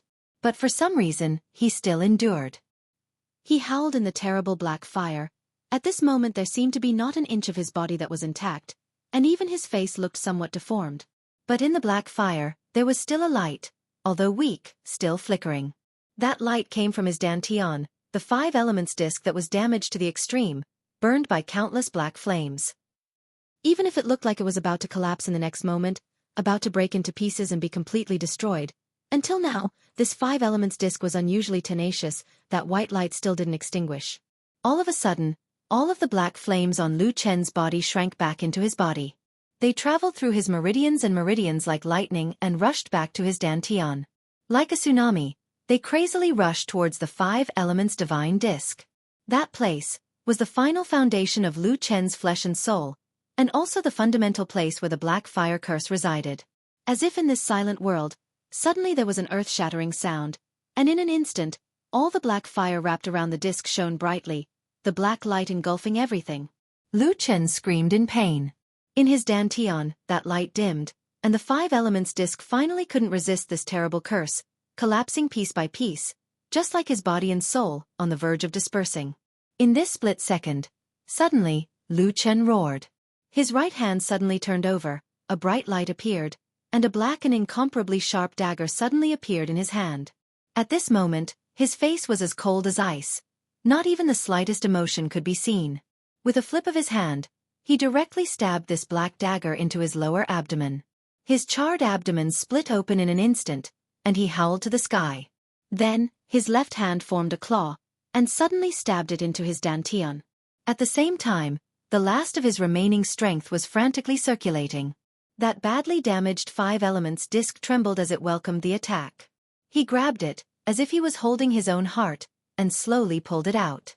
The black fire burned crazily, rolling, and was about to sweep up along his wrist, but Lu Chen suddenly sank his hand, and the next moment, his entire left hand sank into that pool of blue water. An incomparably dense life force surged over from all directions, surrounding the black flame. The black flame slowly left his palm, but it did not extinguish. It was still burning fiercely under the water, but it was gradually trapped in a wave of water. Lu Chen's body trembled violently. No one, especially a person whose physique was almost the same as an ordinary person, could withstand such a heavy injury. Right now, there was no trace of blood on his face. He slowly lowered his head. His body powerlessly fell forward, with a roll. He also fell into that pool of blue water. With a voila sound, a splash of water slowly fell down. Then, everything returned to tranquility, and there was no longer any sound. It was quiet in the tree hole, as if time had stopped here. One could faintly see the mysterious old rings on the ancient tree walls. It was unknown how many years had passed under the crisscrossed scars, but they were quickly covered by the gray aura. Crash! Suddenly a burst of water sound broke the silence here. Lu Chen suddenly sat up from the water, and then with great difficulty, slowly climbed out. Just like before, the black fire burns on his body once again miraculously disappeared, including the wound on his abdomen. And this pool of blue water was like the legendary water of immortality. Time and time again pulled him back from the brink of death. But just as he climbed to the ground, gasping for breath, when he accidentally turned his head, suddenly, Lu Chen's body shook, as if he saw something shocking. He was dumbfounded. In the small pool of blue water beside him, the dark green color that symbolized the unimaginably rich life force completely disappeared. At this moment, the puddle looked like an ordinary little pond. Lu Chen was stunned for a while. After a while, he slowly stood up, suddenly saw that under the clear water, there seemed to be a black shadow in the water. Chapter 33. Lu Chen was taken aback. He looked carefully and saw that in the depths of the water, there was a ball of water that was much more solid than its surroundings. It actually formed a round ball of water that floated motionlessly in the water. And in the center of the transparent ball of water, a small black flame was silently burning. Lu Chen silently looked at the small black flame and suddenly smiled bitterly.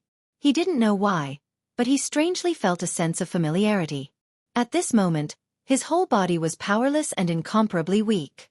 He slowly took a few steps back and then fell to the ground. After catching his breath for a moment, he sat down cross-legged and used his divine sense to examine his body. Under the nourishment of the mystical water of life, the terrifying wound in his dantian had actually healed. It looked empty, as if nothing had happened. Everything seemed to be starting over again. Lu Chen sat quietly.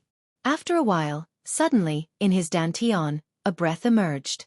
Then, like a miracle, in his dantian, a shadow flashed, and a brand new, almost intact 5 elements disc gradually floated up.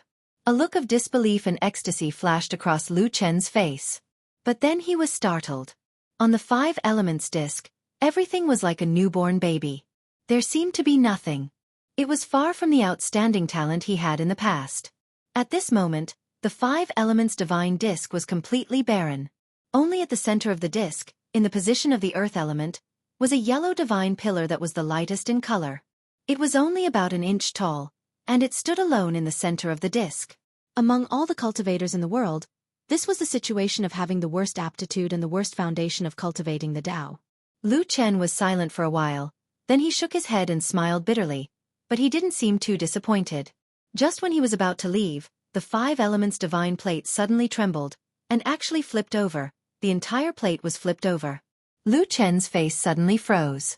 The other side of the 5 elements divine disc, the other side of the 5 elements divine disc that no one had ever heard of before, was completely empty. Apart from a vast expanse of black, not even a blade of grass could be seen. In the center of this strange black divine disc, a tiny black flame was silently burning in the center of the divine disc.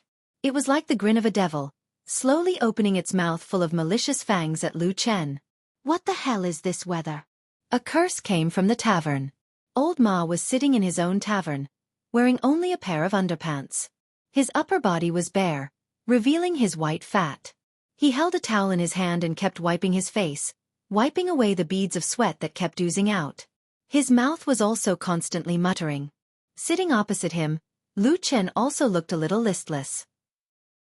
He lazily glanced at the fat man, frowned and said with a look of disgust, "Is there anyone who does business like you? Dressed like this in broad daylight, who would dare to come and drink?" Old Ma snorted and said, "In this kind of damned weather, even cicadas can be roasted on such a hot day. Who would come here to drink?" Lu Chen didn't deny it, but didn't refute him. He just looked at the glass of wine on the table in front of him. Today's weather had become a little strange since the beginning of summer. It was much hotter than in previous years. According to the elders in the village, it had not been such a hot summer in at least 30 years. Perhaps something was going to happen when the weather changed. This was the long-winded words of those old men who pretended to be mysterious. But obviously, no one believed this kind of baseless words, and there was indeed no other abnormality except for a little hotter. Lu Chen opened his mouth and yawned. He leaned against the wall and slightly narrowed his eyes, looking a little sleepy. Old Ma wiped his sweat again, and then looked at Lu Chen with some envy, who didn't sweat at all on such a hot day. After a moment, he suddenly frowned and came over. Lu Chen immediately opened his eyes and said, "What are you doing?"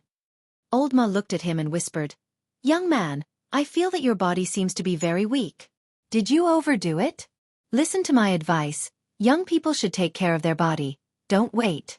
Before he could finish his words, Old Ma leaped backward and dodged a black foot from under the table with an agility that did not match his figure at all. He laughed and said, hurry up, you have a guilty conscience." "Guilty my ass." Lu Chen unhappily rolled his eyes at him. Old Ma laughed and used a towel to wipe his face. He walked back and sat down, and then casually said, "Speaking of this, I feel that you haven't been looking for ding-dang recently?" Lu Chen coldly laughed and said, "I'm tired of playing, I don't want to play anymore, okay?"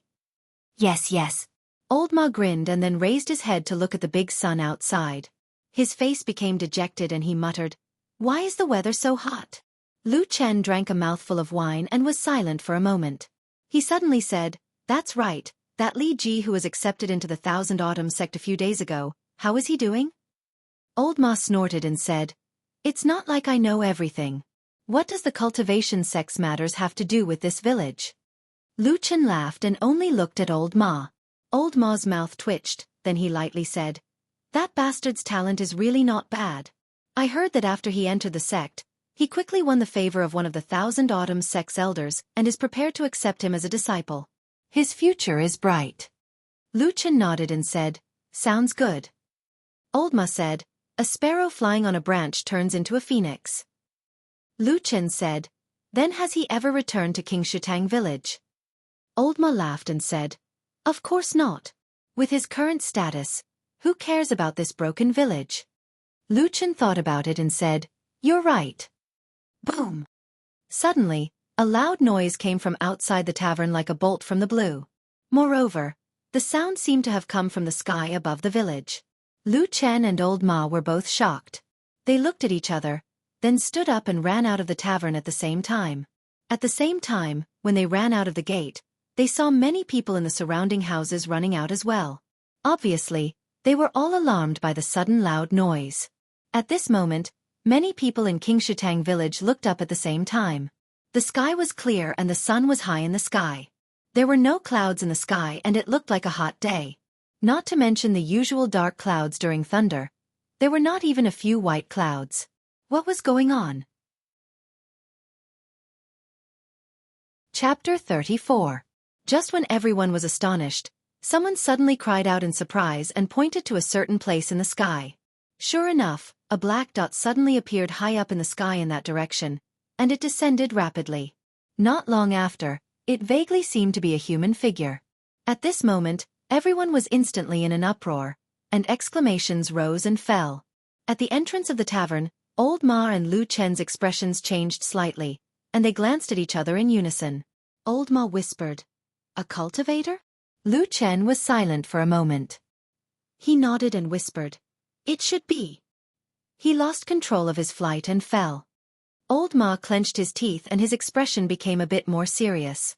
Everyone in the cultivation world knew that to be able to fly, one had to be at least at the initial stage of the foundation realm. In a cultivation sect like the Thousand-Year sect, a foundation realm cultivator was the strongest. The speed of the black shadow falling from the sky became faster and faster, and it even brought with it a sharp whistling sound. The direction of the falling shadow was also falling towards the village. For a moment, everyone was in an uproar, and they all retreated, getting as far away from the falling shadow as possible. Not long after, a black shadow descended from the sky. As countless people screamed in shock, a loud bang rang out as it smashed into a house, creating a large hole in the roof. Dust immediately filled the air, and it felt like even the ground under its feet was trembling. The scene was so horrifying that even though everyone was just watching, they couldn't help but feel a chill run down their spines in this scorching hot weather. After a moment, everyone slowly surrounded the house. Lu Chen and Old Ma were also mixed in the crowd. The owner of the unlucky house was standing outside the house, dumbfounded. He looked like he wanted to cry but no tears would come out. Soon, everyone saw the figure through the open door. It looked like an old man in his 50s. His body was lying limply on the ground. Blood flowed out of his orifices and he looked like he was dead. It was unknown how many bones were broken in his body, but he looked very miserable. The timid villagers had already retreated in fear, while the braver ones turned pale. Some of them even started to retch. At this time, someone suddenly exclaimed, pointing at the corpse, This person's clothes, it's the uniform of the Thousand Autumn sect's immortal elder." Everyone was shocked and turned their heads to look. Sure enough, they found the person to be somewhat familiar. Immediately, another uproar broke out and they all retreated. Old Ma and Lu Chen followed the crowd and walked to the back. Old Ma looked around to make sure no one was around and said in a low voice, "It's Elder Su Yunhe from the Thousand Autumn Gate." Lu Chen raised his eyebrows slightly and glanced at him, wanting to say something but hesitating. Old Ma saw his expression and frowned. "What's wrong?" After a moment of silence, Lu Chen said, "He was already dead when he fell." The fatal wound was on his chest. His Taoist robe on his right shoulder was torn. Though it's covered by blood, there's a metal plate stuck there. It should be the pattern of a giant tree. At this point he paused. Old Ma's expression changed slightly. Lu Chen turned to look at Old Ma and said, "It's the work of the demon sect of the Three Realms. It's probably revenge for what happened a few days ago." Old Ma gritted his teeth and suddenly spat. He cursed under his breath. A bunch of lunatics. Xianxia village was near South Pine Mountain and was considered to be within the Thousand Autumn Gate sphere of influence. Thus, the clothes on the dead man were quickly recognized. After another half a day, a large group of cultivators from the Thousand Autumn Gate arrived at Xianxia village. The peace of the past was, of course, nowhere to be found. However, the village was not noisy at all. The reason was simple. In front of the stern-looking Thousand Autumn Gate cultivators, the atmosphere in Xianxia village was solemn. There were Thousand Autumn Gate disciples guarding the front and back of the village. Most of the villagers were as quiet as cicadas in winter, not even daring to breathe too loudly. The area near the dead man had the most Thousand Autumn Gate cultivators and seemed to have the highest status there. From time to time, someone would come out from that area and summon a few villagers for questioning. At this moment, Old Ma finally put on some clothes and was no longer naked. He stood with Lu Chen in the distance and looked at the house. After watching for a while, Lu Chen quietly nudged Old Ma and whispered, "I'm afraid the Thousand Autumn Gate is going to be furious." Old Ma shrugged and said, "Of course. Su Yunhe is at the peak of the foundational realm and is one of the two people with the highest cultivation in the gate. Aside from the gate leader, he is the next highest. The devil cult is really ruthless this time. It's equivalent to losing at least 30% of the Thousand Autumn Gate strength." Lu Chen shook his head without much expression on his face. Old Ma looked at him and lowered his voice. "It's rare for the devil cult to make such a big move." Lu Chen frowned and didn't say anything. After a while he whispered, "The pattern under the tree a few days ago, maybe it's for this?" Old Ma thought about it and nodded. "It should be, but this is good. At least it's not for you." Lu Chen raised his head and looked ahead. A few villagers had been brought out by the Thousand Autumn's clan disciples, but no more villagers were called over for questioning. It was probably because the villagers here all spoke the same words, and there was no need to ask any more questions. But at this moment, his eyes suddenly narrowed and he let out a sound of surprise. His eyes stared at a certain spot in the crowd. Old Ma followed his gaze and after a while, he was also startled. Outside one of the houses, there was a group of 7 or 8 Thousand Autumn's clan disciples. Among them, there was a handsome man. It was Li Ji. It had been a long time since they last saw each other, but this talented and extremely lucky young man did not seem to have changed at all. He was still as carefree and elegant as ever, and when he stood among a group of cultivators, he seemed to stand out from the crowd. Many villagers in the surroundings saw Li Ji and gasped in surprise. Obviously, everyone was very envious of him. This was especially so for some of the young women. Their eyes were practically shining as they stared at Li Ji. It was as if Li Ji turned around to look at them, they would be enchanted. Old Ma shook his head and smiled at Lu Chen. "What a good appearance. I'm so envious." Lu Chen didn't reply. He stared at Li Ji for a while and then looked away. But at this time, from the corner of his eyes, he suddenly saw that in a secluded corner of the crowd, Miss Ding Dang was standing under a withered peach tree. She was looking at Li Ji from afar. Her eyes were bright and her face seemed to be shining with light. She was exceptionally beautiful. Chapter 35. By evening, Elder Su Yunhe's remains had been moved away by the Thousand Autumn sect. However, the Thousand Autumn sect disciples who were guarding the village did not retreat. Instead, they searched the village carefully, but in the end, they did not find anyone suspicious. After all, everyone here was someone who had been here for many years. In the end, they had no choice but to retreat. Of course, this was not a trivial matter. One could imagine the huge waves that would be stirred up in Thousand Autumn sect. Because the demonic cult of the Three Realms, which had kept an unusually low profile for the past 10 years, had suddenly changed their ways and carried out such a violent vengeance. After Thousand Autumn sect reported this to the True Immortal League, what kind of undercurrents would flow in the middle of the righteous path? However, to the villagers of Xianxia village, and to most of the ordinary villagers, this was something that was too far away. After the 1,000 autumn sect's men left, Xianxia village quickly regained its peace. The only person who was still indignant was the unlucky owner of the house whose roof had been smashed. However, he did not dare to speak to the 1,000 autumn sect about this unexpected disaster, and in the end, he could only let the matter rest. However, in the eyes of some people, there seemed to be some inconspicuous changes in this peaceful village. After all, it was not the same as before. Lu Chen's life seemed to be the same as most people's. There was no change. He still strolled around every day with a harmless smile on his face. He was like a young man who had hope in cultivation but was unwilling to endure hardship. He was ready to live out his life leisurely like this. He was kind and amiable to most of the people in Clearwater Pond. Everyone knew him and liked him. However, if one were to really think about it, it seemed like no one could really become close friends with him. Year after year, he maintained a distance between himself and most people, quietly living his life. Every time the sky turned dark, he would return to the lonely straw hut at the foot of the mountain alone. For some reason, Lu Chen did not dislike the darkness like most people did. In fact, he seemed to prefer it.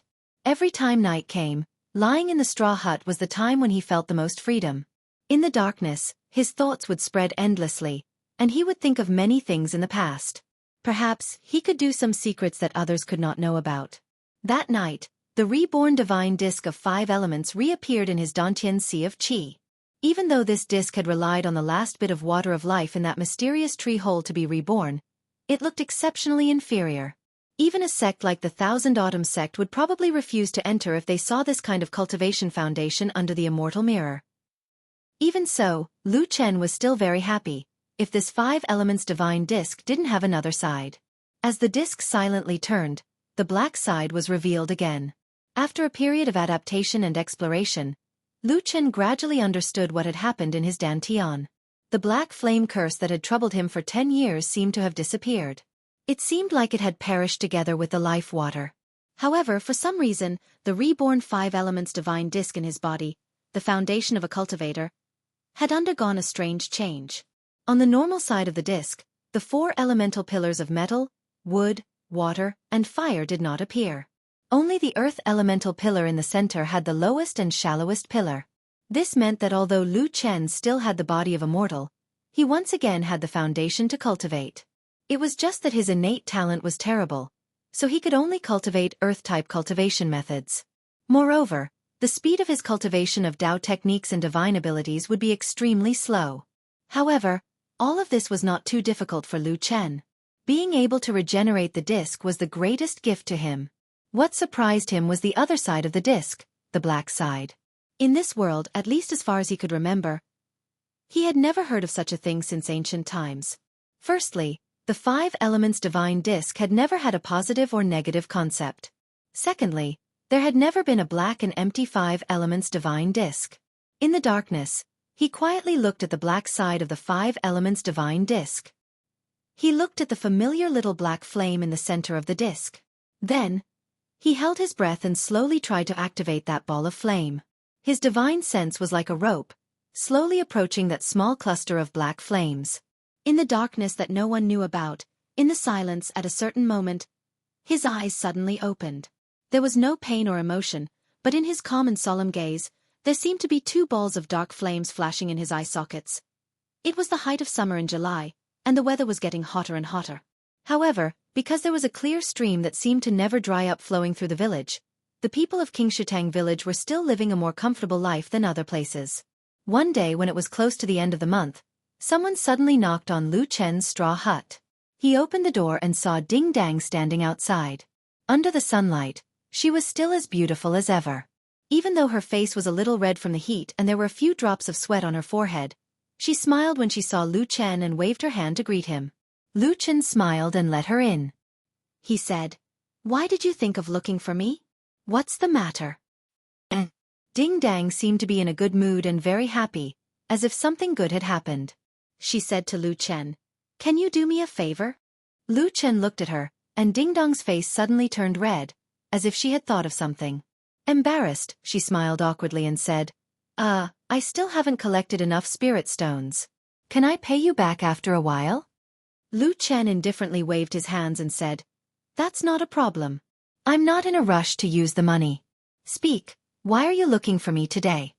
Ding Dang said, bring me to the Dragon Lake behind the mountain. Dragon Lake? Yes. Ding Dang nodded her head vigorously and then happily smiled. Why are you going to the Dragon Lake? Lu Chen was a little flabbergasted and said, the mountain is high and the road is long. The mountain path is not easy to walk and usually I don't see a shadow of a person. Why are you going there? Ding Dang smiled. The joy in her eyes seemed to be unable to be suppressed. She looked like a proud hen that had just laid an egg and couldn't help but want to show off. But in the end, she seemed to be able to endure it. However, the smile in her eyes was like rippling water. She gently said to Lu Chen, I heard that the scenery there is very good, so I wanted to go and take a look.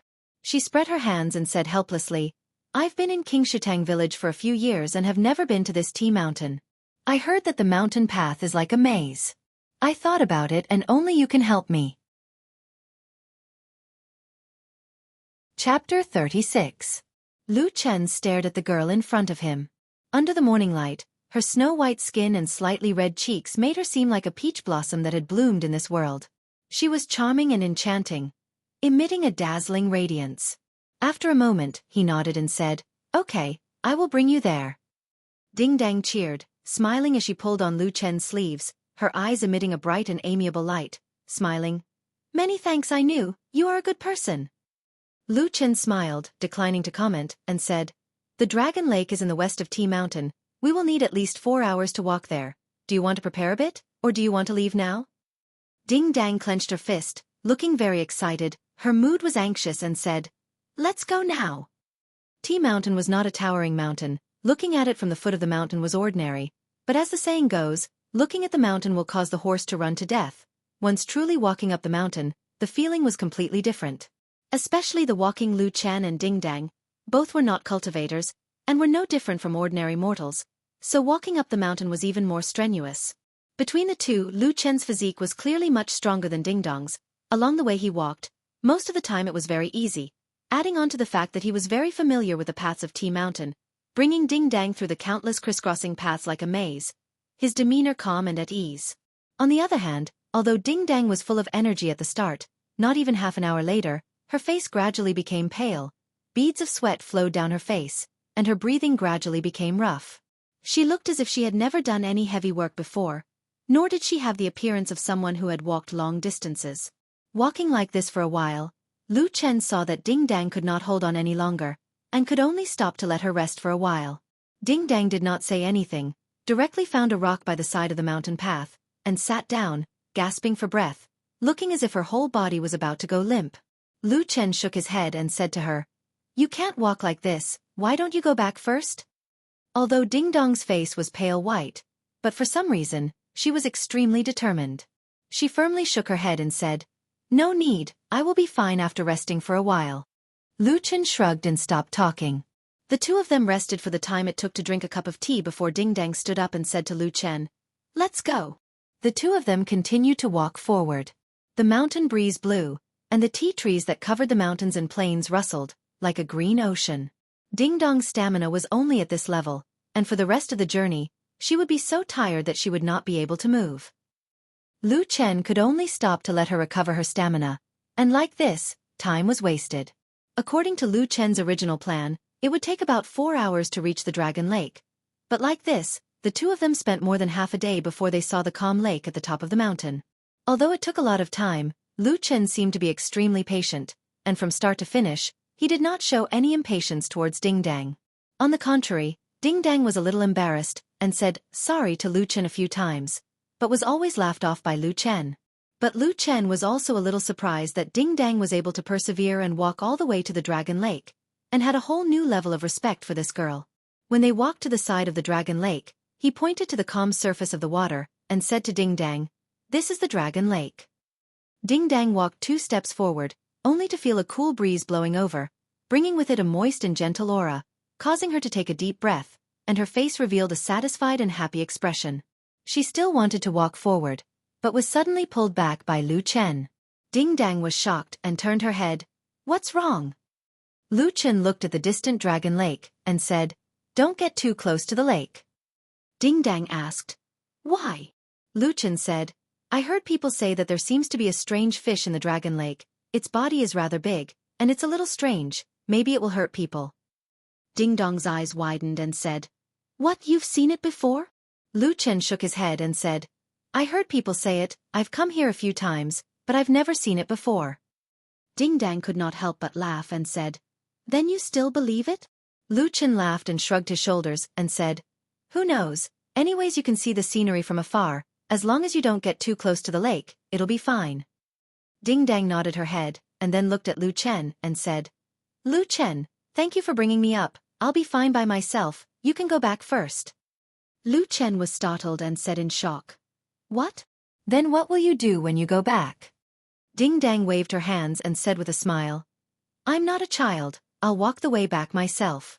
Right now I just want to stay here alone for a while. You can go back first. Lu Chen was silent for a moment, and then raised his head to look at the sky, and said, It's already getting late, when you go down the mountain alone, it will most likely be dark, and at that time the mountain path will be even harder to walk. Can you really do it? Ding Dong hesitated for a moment, but her expression was still resolute, and heavily nodded her head, and said, I'll be fine, you don't have to worry, I just want to stay here alone for a while. Lu Chen looked at her for a moment, and then did not say anything, and only nodded his head, and said, All right then, you be careful. With that, he turned around and walked back the way he came. Ding Dong looked at his back figure walking away, and a complicated expression flitted across her face. It seemed to be a bit gentle, but also seemed to be a bit apologetic, but very quickly she still turned around, and once again looked at the calm lake. Just at this time, footsteps suddenly sounded out from behind her. Ding Dong turned around to look, and was immediately startled. It was Lu Chen who had returned. She saw Lu Chen walk over with large strides, and in his hand was an object, and stuffed it into Ding Dong's hands. Ding Dong lowered her head to look, and saw that it was a torch, and then she heard Lu Chen lightly say, When you go down the mountain if it's dark and you don't know the way, then break a few pieces of firewood to use as a torch, and then wave it towards the foot of the mountain. If you're lucky, I'll see you and come up the mountain to pick you up, but if I forget about this matter or fall asleep, then you can only blame your own bad luck. Ding Dong's slender white fingers gently clenched, holding onto the torch in her palm. She then raised her head to look at Lu Chen, her eyes as clear as water. After a moment she suddenly smiled sweetly, nodded and said, All right. Lu Chen laughed, and turned around, not looking back, and not long after, he disappeared at the end of the mountain path. Ding Dong looked at the man's disappearing figure. A light flashed in her eyes, and no one knew what she was thinking about. Chapter 37. However, just as Lu Chen left, Ding Dong seemed to have sensed something. She turned towards the direction of the Dragon Lake and saw a figure appear from behind a large rock by the lakeside. Ding Dong's lips curled into a joyful smile. She tucked the fire lighter into her bosom and strode towards that direction. Tea Mountain and Qingshatang Village were just inconspicuous villages under the influence of the Xianxia sect in South Pine Mountain. The Xianxia sect itself was actually just an inconspicuous small sect in the incomparably powerful cultivation world of Middle-earth. On the vast and boundless Middle-earth, there were billions of living beings, countless powerful cultivation sects and cultivators, just like the stars in the night sky. In the current human cultivation world, Xianxia was fully deserving of the title of #1 power in the world. This was because it was not just a single sect. In fact, Xianxia was an alliance of hundreds and thousands of powerful cultivation sections. As long as one was famous in Middle-earth, their strength could be seen on the stage. Other than heretical existences like the Three Realms Divine Sect, the rest were almost all members of Xianxia. This huge organization had a very long history. In the long years, this special and huge organization had formed a foundation that was different from all the other cultivation sects, and that was the Immortal City. Most of the cultivation sects in the world, no matter big or small, were like the Thousand Autumns sect. They occupied a blessed land for their disciples to cultivate, and then naturally developed a city at the foot of the mountain next to the spiritual land. However, the true Immortal Alliance did not do so. This organization directly built a huge city on the most fertile and vast land of the Middle-earth, the Four Rivers Plain. After many years of expansion and repair, the Immortal City was already the most prosperous and powerful city in Middle-earth. It was also the most desirable city. All of the important sects of Xianxia were also located in this city. In the huge and ancient city, there were countless people living, bustling with activity, coming and going. Between the intersection of light and darkness, There were countless sorrows and joys of separation and reunion. There was light and there was darkness. It was like the sun rising and setting, an endless cycle of reincarnation. Inside the huge city, there was an extremely secretive place. It looked like a secret room, but it was also very spacious. There was a large round table in the room. The center of the table was empty, and a ball of flame was burning on it. The flame swayed silently, but if one looked closely, they would find that under the light of the flame, there was a pile of strange bones. They looked like beasts, but not beasts. They looked ferocious and terrifying, and even looked a little like the faces of evil spirits in ancient legends. Apart from that, there was only a lone figure sitting on a high-backed iron chair at the big round table with 11 seats in the room. It was a person shrouded in a black and red robe. There was also a hooded cloak on his back, covering his hair and neck. In front of his face, he even wore a golden mask. In other words, other than a pair of eyes, this person did not reveal a single inch of skin. The golden mask was carved with the face of a terrifying evil spirit. It looked a little like the burning bones at the center of the table, and it also added a gloomy aura to the figure. The entire secret room was silent. This mysterious masked man just sat there quietly, staring at the burning ball of flame. He did not move for a long time. The fire burned fiercely, and it was reflected in his pupils, as if there were two balls of flame burning in the depths of his eyes. After an unknown amount of time, suddenly, a soft sound came from a corner of the secret room. Then, a door appeared from the shadows, and a person pushed the door open and walked in. It was a man who looked to be in his 30s. His face was ordinary, and he looked like the kind of person that could be seen on the streets every day. Even his clothes were very ordinary, and he would not attract anyone's attention. The man's eyes swept around the secret room, and soon fell on the mysterious figure beside the strange round table. His face tightened, and there was a hint of nervousness in the depths of his eyes. But his expression did not change much. He quickly walked over, and with a table between them, he bowed respectfully. "Chen, he greets the elder." The head of the man wearing the golden evil spirit mask moved slightly, and then he looked at him. After a moment, a strange voice sounded. It was hoarse and low, and it sounded like metal and stone crisscrossing. For a moment, it was impossible to tell whether it was a man or a woman. He only felt a dull pain in his eardrums. "How was the interrogation?" Chen He took a deep breath, and his head was slightly lowered. "That guy couldn't withstand the punishment, and he's already dead. But from what he said before he died, he should not know Hei Lang of the past." The flame in the secret room suddenly sprang up, like a silent and terrible evil spirit, and suddenly roared. It was hair-raising. A suffocating silence suddenly descended upon this dark secret chamber. The man named Chen He stood there like a javelin, his eyes looking down at his nose looking down at his heart, not even daring to breathe loudly. After a while, the burning flame gradually calmed down, and the golden evil spirit mask raised its head again. The strange and hoarse voice sounded again. "Almost all the fish that escaped the net in the Battle of the Barren Valley have been investigated, and there is still nothing. What do you plan to do next?" Chen He was silent for a moment, and then said, "After the disaster 10 years ago, the traitor disappeared without a trace. Although we have been trying hard to track him down, every time we find a clue, it is either cut off by others, or it alarmed some forces in Xianxia, and they often backfire on us. From this, we can see that there is an extremely powerful force in Xianxia that is protecting the traitor." Behind the golden evil spirit mask, there seemed to be a cold snort full of hatred and viciousness. "Go on," Chen He said in a low voice. "I think that the traitor is not in the celestial city now.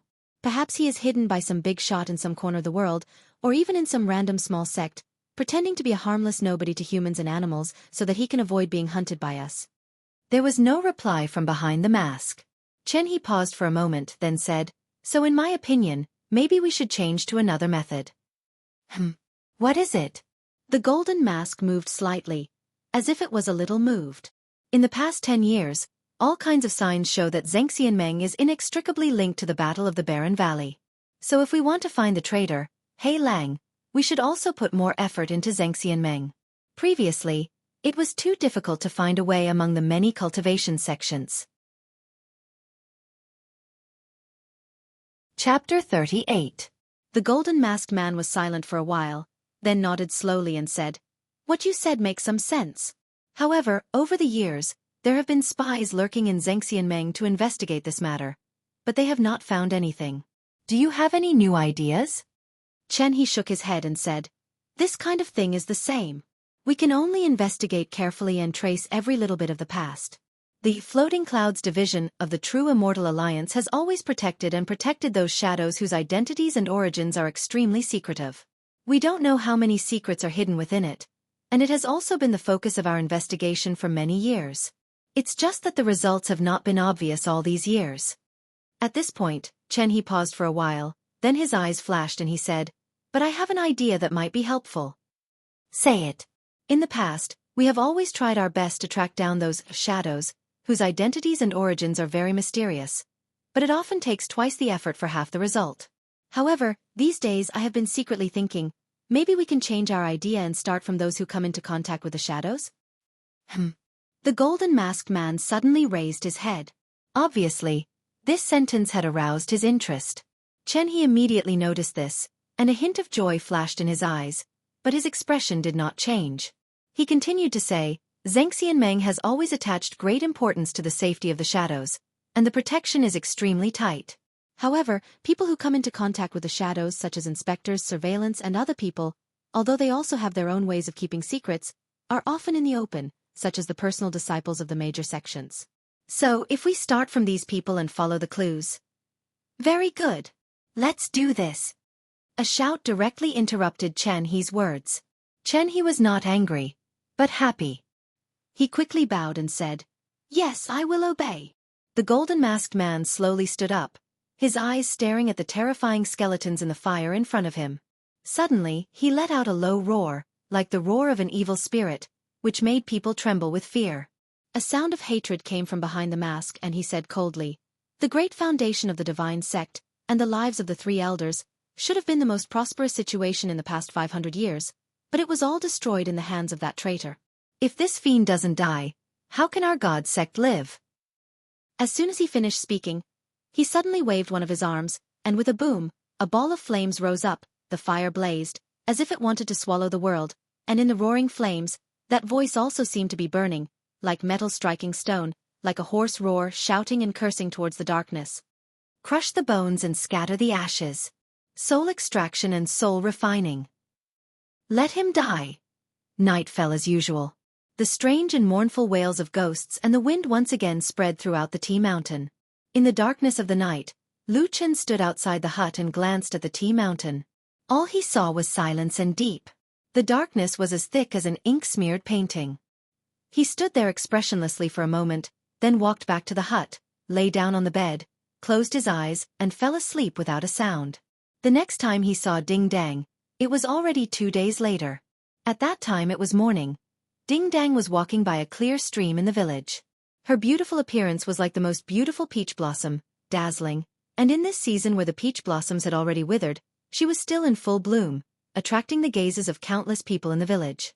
But she did not care about the surrounding gazes, her eyes were so bright, as if she was standing on the clouds, disdaining the dust, and also as if she was a person with a different fate. Even the people who greeted her rarely paid attention. She kept smiling, but did not show her smile to anyone. She was happy from the bottom of her heart, but only wanted to let herself be happy, and was not willing to give even a little bit to the people beside her. Until she saw Lu Chen standing at the entrance of the small wine shop, Ding Dang stopped for the first time. A trace of hesitation flashed across her face, and then she warmly smiled at Lu Chen from afar. Like a peach blossom in the spring wind, tender and beautiful, but also seemed to have a bit of reserved nobility, causing people to not dare to approach. Lu Chen returned a smile, nodded to her, and then turned to walk into the small wine shop. Old Ma sat at the table. The wine shop was still not doing well, so his face did not look good. Lu Chen walked to his side, sat down and asked with a smile, "What is it?" Old Ma glanced at him and said unhappily, "You already know the answer but still ask." Lu Chen laughed. "You are not really relying on this wine shop to make a living. Why are you looking at it so seriously?" Old Ma snorted, went to the counter to get a jug of wine, and threw it to him, then said in a low voice, "The matter with Su Yunhe from the Thousand Autumn sect has already been spread back to Xianxia. I heard that the higher-ups are furious, and are investigating this matter." Lu Chen poured a cup of wine, thought for a moment and said, "This matter is indeed a bit over the line, but it is also a bit strange. At least for more than 10 years, the Three Realms Divine Sect has not done something so out of line. Old Ma shrugged and said, maybe these years they have been suppressed too much, or maybe there is a new figure in the evil sect, and in order to establish their power, they killed the chicken to scare the monkey or something. As he spoke, he looked at Lu Chen and said, hey, tell me, why is it that the evil sect, this broken thing, how many times have they been beaten and destroyed, yet they are able to survive every time, dying like an unkillable bug? Lu Chen was silent. After a while, his voice suddenly became a bit lower, and he said, maybe it is because the people in there are especially simple-minded, believing in some things to the point that even we can't understand. Old Ma's expression changed slightly, looked at Lu Chen's expression, and then coughed, but changed the topic and said, oh yes, there is news from old Lu. He has already handed over all the matters at Immortal City, and will officially retire in a few days to go back to his original sect. Lu Chen nodded and said, that is not bad. Old Lu is a good person. The two of them chatted casually in the tavern, just like they had done countless times in the past.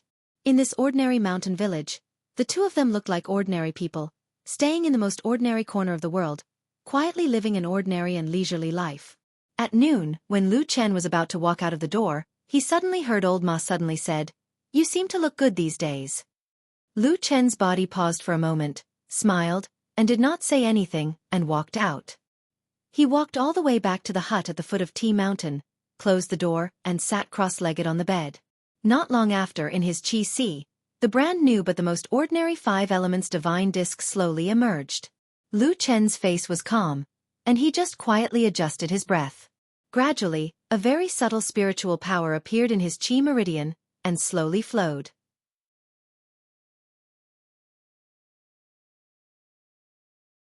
Chapter 39. This wisp of aura was peaceful and upright. Although it was subtle, it carried a faint and heavy aura. It was pure earth spiritual power. The world was based on the five elements, and this was especially true for the cultivators of the central region. The attributes and aptitudes on the five elements divine disc almost limited their future cultivation direction and the approximate upper limit.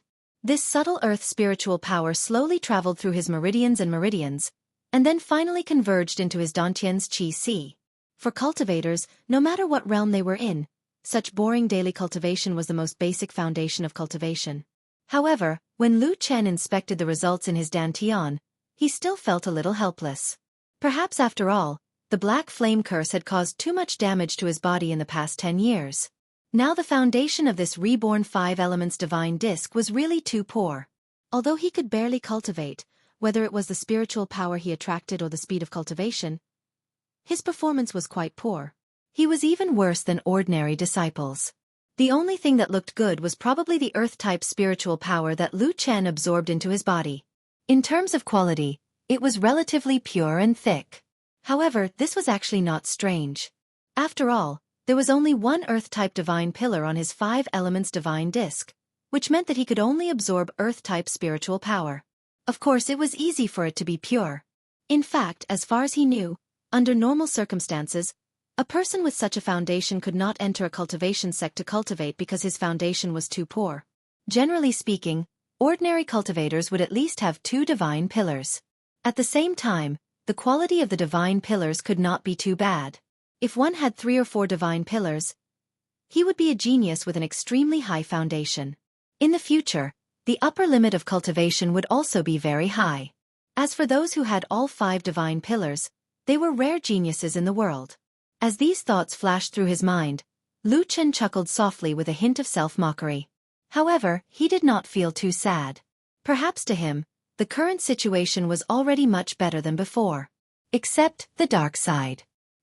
He silently put away the smile at the corner of his mouth and sat quietly in the lonely and silent thatched hut.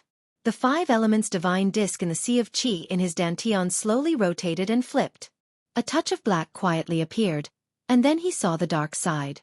As soon as the wisp of black flame appeared, the blackness suddenly spread out in all directions. In the blink of an eye, Lu Chen's entire Dantian and sea of energy transformed into a deep black sea. At this time, a strange, desolate killing intent faintly seeped out of his body. Lu Chen was awake. He was clear about the changes that had occurred in his body, although he still did not understand why such a strange change would occur in his body. He held his breath. After a while, he began to gently try to absorb the spiritual power of the outside world in this dark Dantian, trying to see if he could cultivate. The spiritual power of the world was based on the 5 elements. This was an unshakable traditional belief in the central region for millions of years. Of the spiritual power of the 5 elements was the foundation that cultivators could absorb and cultivate. Therefore, Lu Chen did not feel anything. His attempt seemed to be useless. Under the darkness of the 5 elements' divine disk, no aura could enter his body. Perhaps the ancient legends were right. Without the 5 elements' divine pillar, he would not be able to absorb any 5 elements' spiritual energy. Thus, it would be impossible for him to cultivate. Lu Chen tried for a long time, but after an entire hour, he still did not attract the slightest spiritual power. The black and cold 5 elements' divine disk looked like a vicious curse, coldly mocking him. He sighed and dispersed his power. The 5 elements' divine disk slowly turned over, the darkness receded, and the Dantian Sea of Qi returned to its original appearance. So he became an ordinary person again. In the thatched hut, he sat quietly, as if he was lost in thought. Lu Chen walked out of his thatched hut and stretched his body. The mountain breeze brought a refreshing fragrance of tea down from the mountains. There was a faint, sweet fragrance in the air. His complexion seemed to be like what old Ma said that day. In the past few days, his complexion had begun to slowly improve. This change was not obvious, but there were some clues. Lu Chen stretched his body, and just as he was thinking about whether or not he should go to old Ma's place at the foot of the mountain to drink, he saw Ding Dong's figure. The girl walked over from the foot of the mountain, and saw Lu Chen in front of his thatched hut. She stopped and smiled at him. Lu Chen smiled and nodded, and said, "Where are you going?" Ding Dong pointed to the mountain and said, "I'm going to the Dragon Lake." Lu Chen was startled and said, "You're going alone?" Ding Dong nodded and said, "Didn't you bring me there once? I already know the way." Lu Chen looked at her and said, "The mountain road is hard to walk, can you do it? Do you want me to accompany you?" Ding Dong smiled and said, "No need, I'm fine alone." Lu Chen said, "Why are you going there again? Walking up and down for an entire day, and you'll be half dead tired." Ding Dong said, "I'm going to see the scenery of the Dragon Lake is very beautiful." In a short few days, she would climb the mountain to see the scenery of the lake. Lu Chen was silent for a moment, but in the end he did not say these words. In the end he only smiled and said, "Then you be careful if it's late at night, it's better to light a torch and wave it a few times. When I see it, I'll come and find you." Ding Dong smiled sweetly, her smile was bright and beautiful, and said, "Many thanks, but I don't think there's a need." Saying that, she continued to walk up the mountain. After walking for a while, suddenly Lu Chen's voice came from behind, and said, "That's right, Ding Dong, I have something to ask you." Ding Dong turned her head and said, "What? The last time you went to the Dragon Lake, did you see any strange big fish?" Ding Dong shook her head and said with a smile, "No, the Dragon Lake has always been like that, there are no strange fish. Where did you hear such unreliable words from?" Lu Chen shrugged his shoulders and said with a smile, "So it's like that, then I was tricked by someone. Haha, it's fine, you can go." Ding Dong smiled at him, and turned to continue walking. Lu Chen watched her figure gradually disappear into the distance, disappearing behind the mountain road and spirit tea trees. He then raised his head to look at the peak of the tea mountain, and his eyes seemed to have some thoughts. But then he lightly shook his head, and turned to walk down the mountain road, and walk towards the village below. Qingshui Creek was as clear as ever, and as calm as before, adding on the beautiful bamboo on both sides, it was like a painting. Chapter 40. As Lu Chen walked over, he paused when he passed by the big locust tree. He first glanced at the roots, then walked to the big rock with a smile, and said to the old fisherman who was sitting there fishing, "Old Yu, how was today's harvest?" Old Yu's bamboo hat tilted, and he did not say a word. Lu Chen, who already knew the result, seemed to smile even more happily. He simply squatted down beside Old Yu and said, "I say, Old Yu, I don't think it's a good idea for you to just sit and wait like this." The old fisherman did not say a word, and even looked at him blankly. Lu Chen ignored him and said with a smile, "Why don't we go somewhere else to fish?" Old Yu frowned and said, "Where to fish?" Lu Chen pointed to the mountain in the distance and said with a smile, "Let's go to the Dragon Lake on the mountain. The water is deep there, and there's a lot of rain there." Maybe we'll have a chance to find the big fish you want. Old Yu shook his head blankly and said, "The mountain is too high, and why would the fish be on the mountain?" Lu Chen laughed and was about to say a few more words when suddenly there was a flash in the corner of his eye. He saw the fishing rod floating in the water shake violently. This time, both Lu Chen and Old Yu were shocked. After so long, no matter who it was, they had long gotten used to the feeling of never being able to catch a fish in the stream. Could it be that there was a change today? A moment later, Old Yu and Lu Chen sprang up and hurriedly put away the fishing rod. But after a moment, when the fishing line was put away, the two looked at the same time and saw that there was an ordinary fish only the size of a palm hanging on the hook. It was a little bigger than the small gray fish in the stream, big enough to bite the bait, but obviously not at the level of a big fish. The two of them looked at each other, and after a while, Old Yu sat down again in a daze. Lu Chen shrugged and grabbed the fish to unhook it. At the same time he said, "Well, even this kind of fish is rare. Maybe there will be a chance in the future." He'd only spoken halfway when Lu Chen's voice suddenly stopped abruptly. Because right when his palm grabbed onto the body of the fish that had been pierced by the fish hook and was struggling with all its might yet was helpless, a strange aura suddenly appeared out of thin air, and it inexplicably carried traces of icy cold killing intent as it seeped into his meridians. Almost at the same time, Lu Chen felt a sudden tremor in his dantian. The divine disk of 5 elements suddenly appeared and flipped over. Dark aura swarmed in all directions, like the howling of evil ghosts, like the roar of darkness. The intense darkness enveloped everything. Pada! A muffled sound came from the side. Old Yu turned his head and saw that the small fish fell from Lu Chen's hand and fell heavily to the ground. The fish hook that had fallen out of the fish's mouth had somehow sunk into the fish's body, directly piercing the belly of the small fish. The small fish twisted on the ground a few times, quickly lost its strength, and then died. Old Yu frowned, glanced at Lu Chen and said, "This fish can't be eaten, why kill it? It's better to let it go." After saying that, he turned his head again, put the bait again, and then threw out the fishing rod to continue fishing. Lu Chen quietly stood behind the old fisherman and did not speak for a long time. After a long time, even when Old Yu was a little puzzled, he heard Lu Chen's voice suddenly become low and slow, saying, "You're right, I hit it too hard." Old Yu was a little puzzled, turned his head to look at Lu Chen, but saw that his face was as usual, and his expression was calm, as if there was nothing wrong. Old Yu was too lazy to pay attention to him, and returned his gaze back to the water. Lu Chen stood for a while, then turned and left. He did not continue to walk into the village, even if this place was not far from Old Ma's little tavern. He turned in another direction, and once again walked in the direction of the tea mountain, walking all the way back to the grass hut at the foot of the mountain. Before entering, he glanced at the top of the tea mountain, and saw that there was not a single person on the peaceful mountain peak.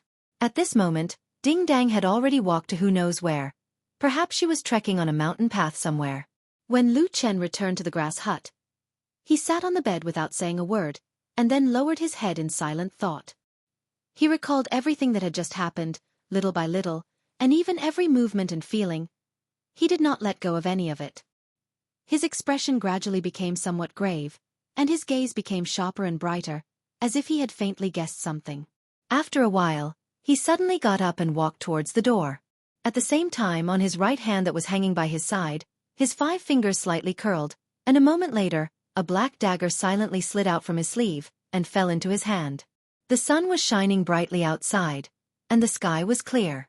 He slightly narrowed his eyes and looked around, and after a moment of silence, he walked towards the tea mountain. The mountain was very quiet, and other than the rustling sound of the mountain wind blowing through the tea trees, there were very few other sounds. Occasionally, there would be some bird cries from the depths of the forest in the distance. The tea mountain was not a majestic and vast mountain, but there were indeed quite a few wild animals on the mountain.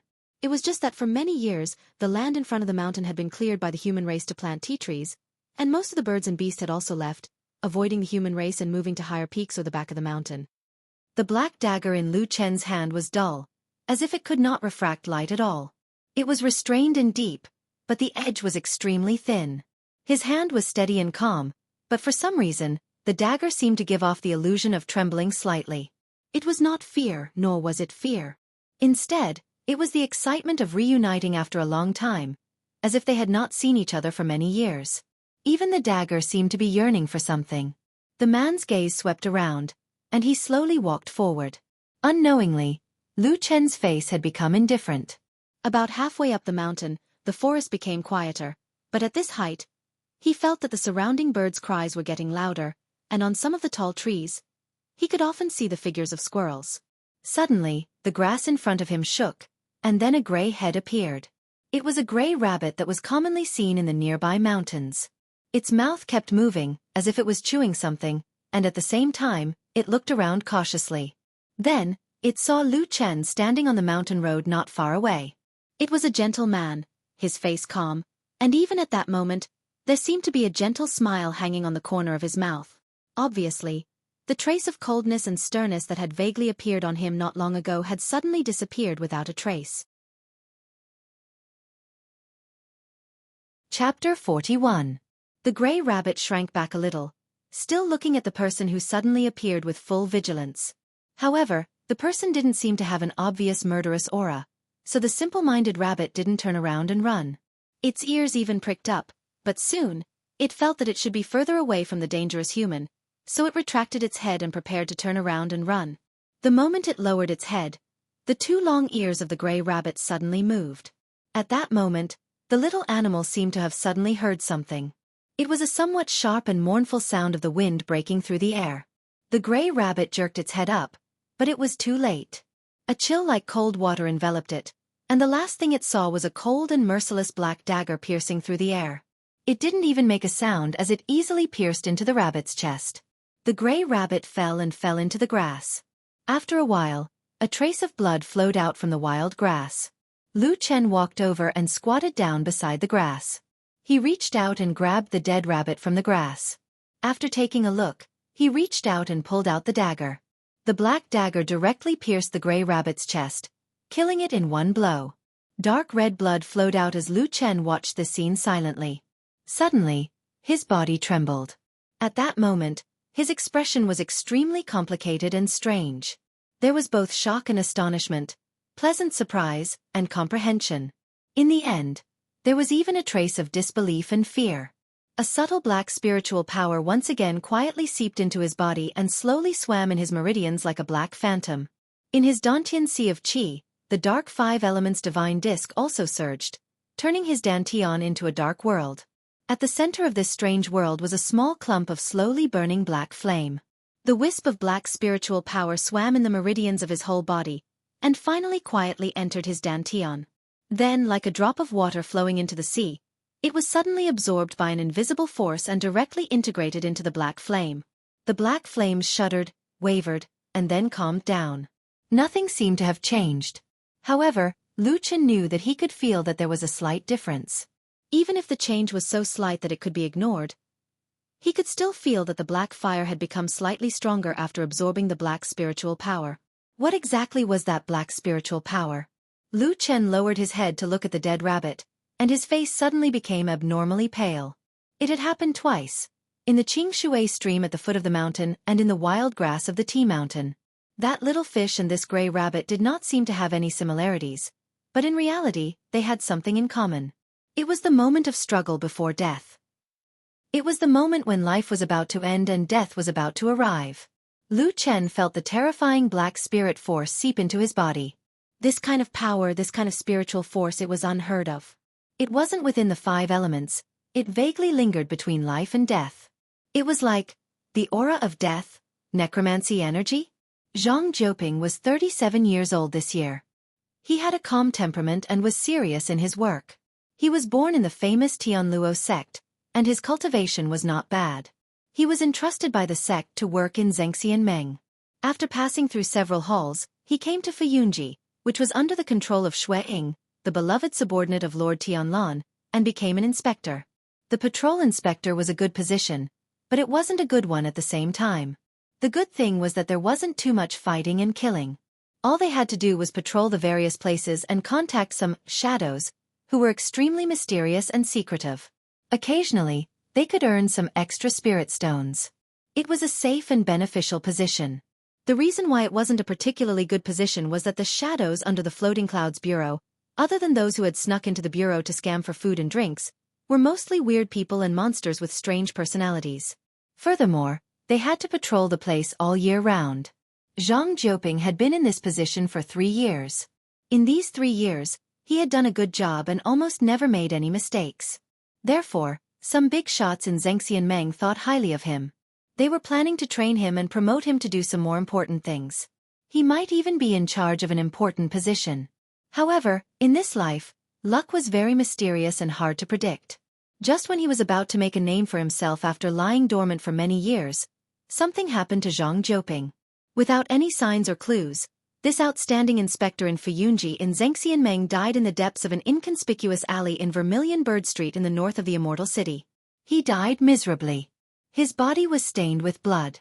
When his body was found, it was quickly moved back to Fuyunji.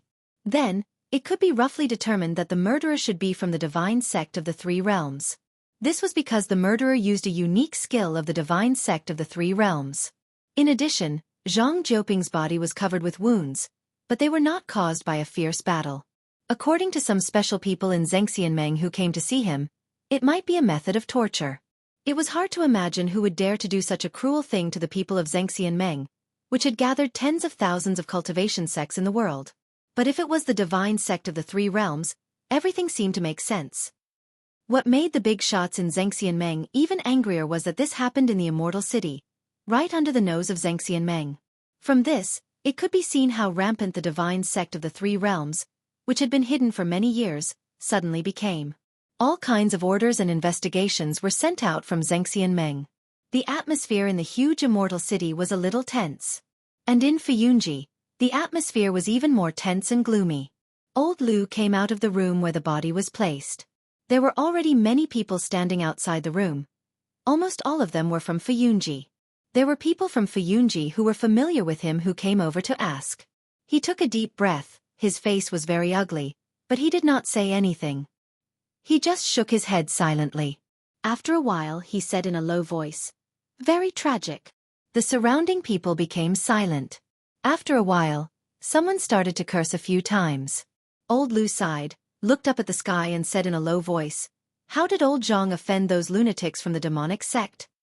Another person who was also a Fuyunji inspector snorted coldly and said, "Who knows, those lunatics can't be judged by common sense."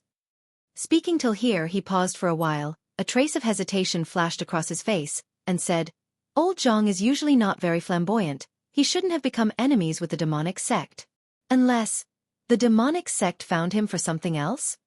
Old Lu raised his head, and just at the same time, the others also looked over here. They looked at each other, their faces changed slightly at the same time, and then said in unison, "Shadow." You're tuning in to the Wisdom Diary YouTube channel. Don't forget to subscribe and join us on this journey to catch the most captivating stories.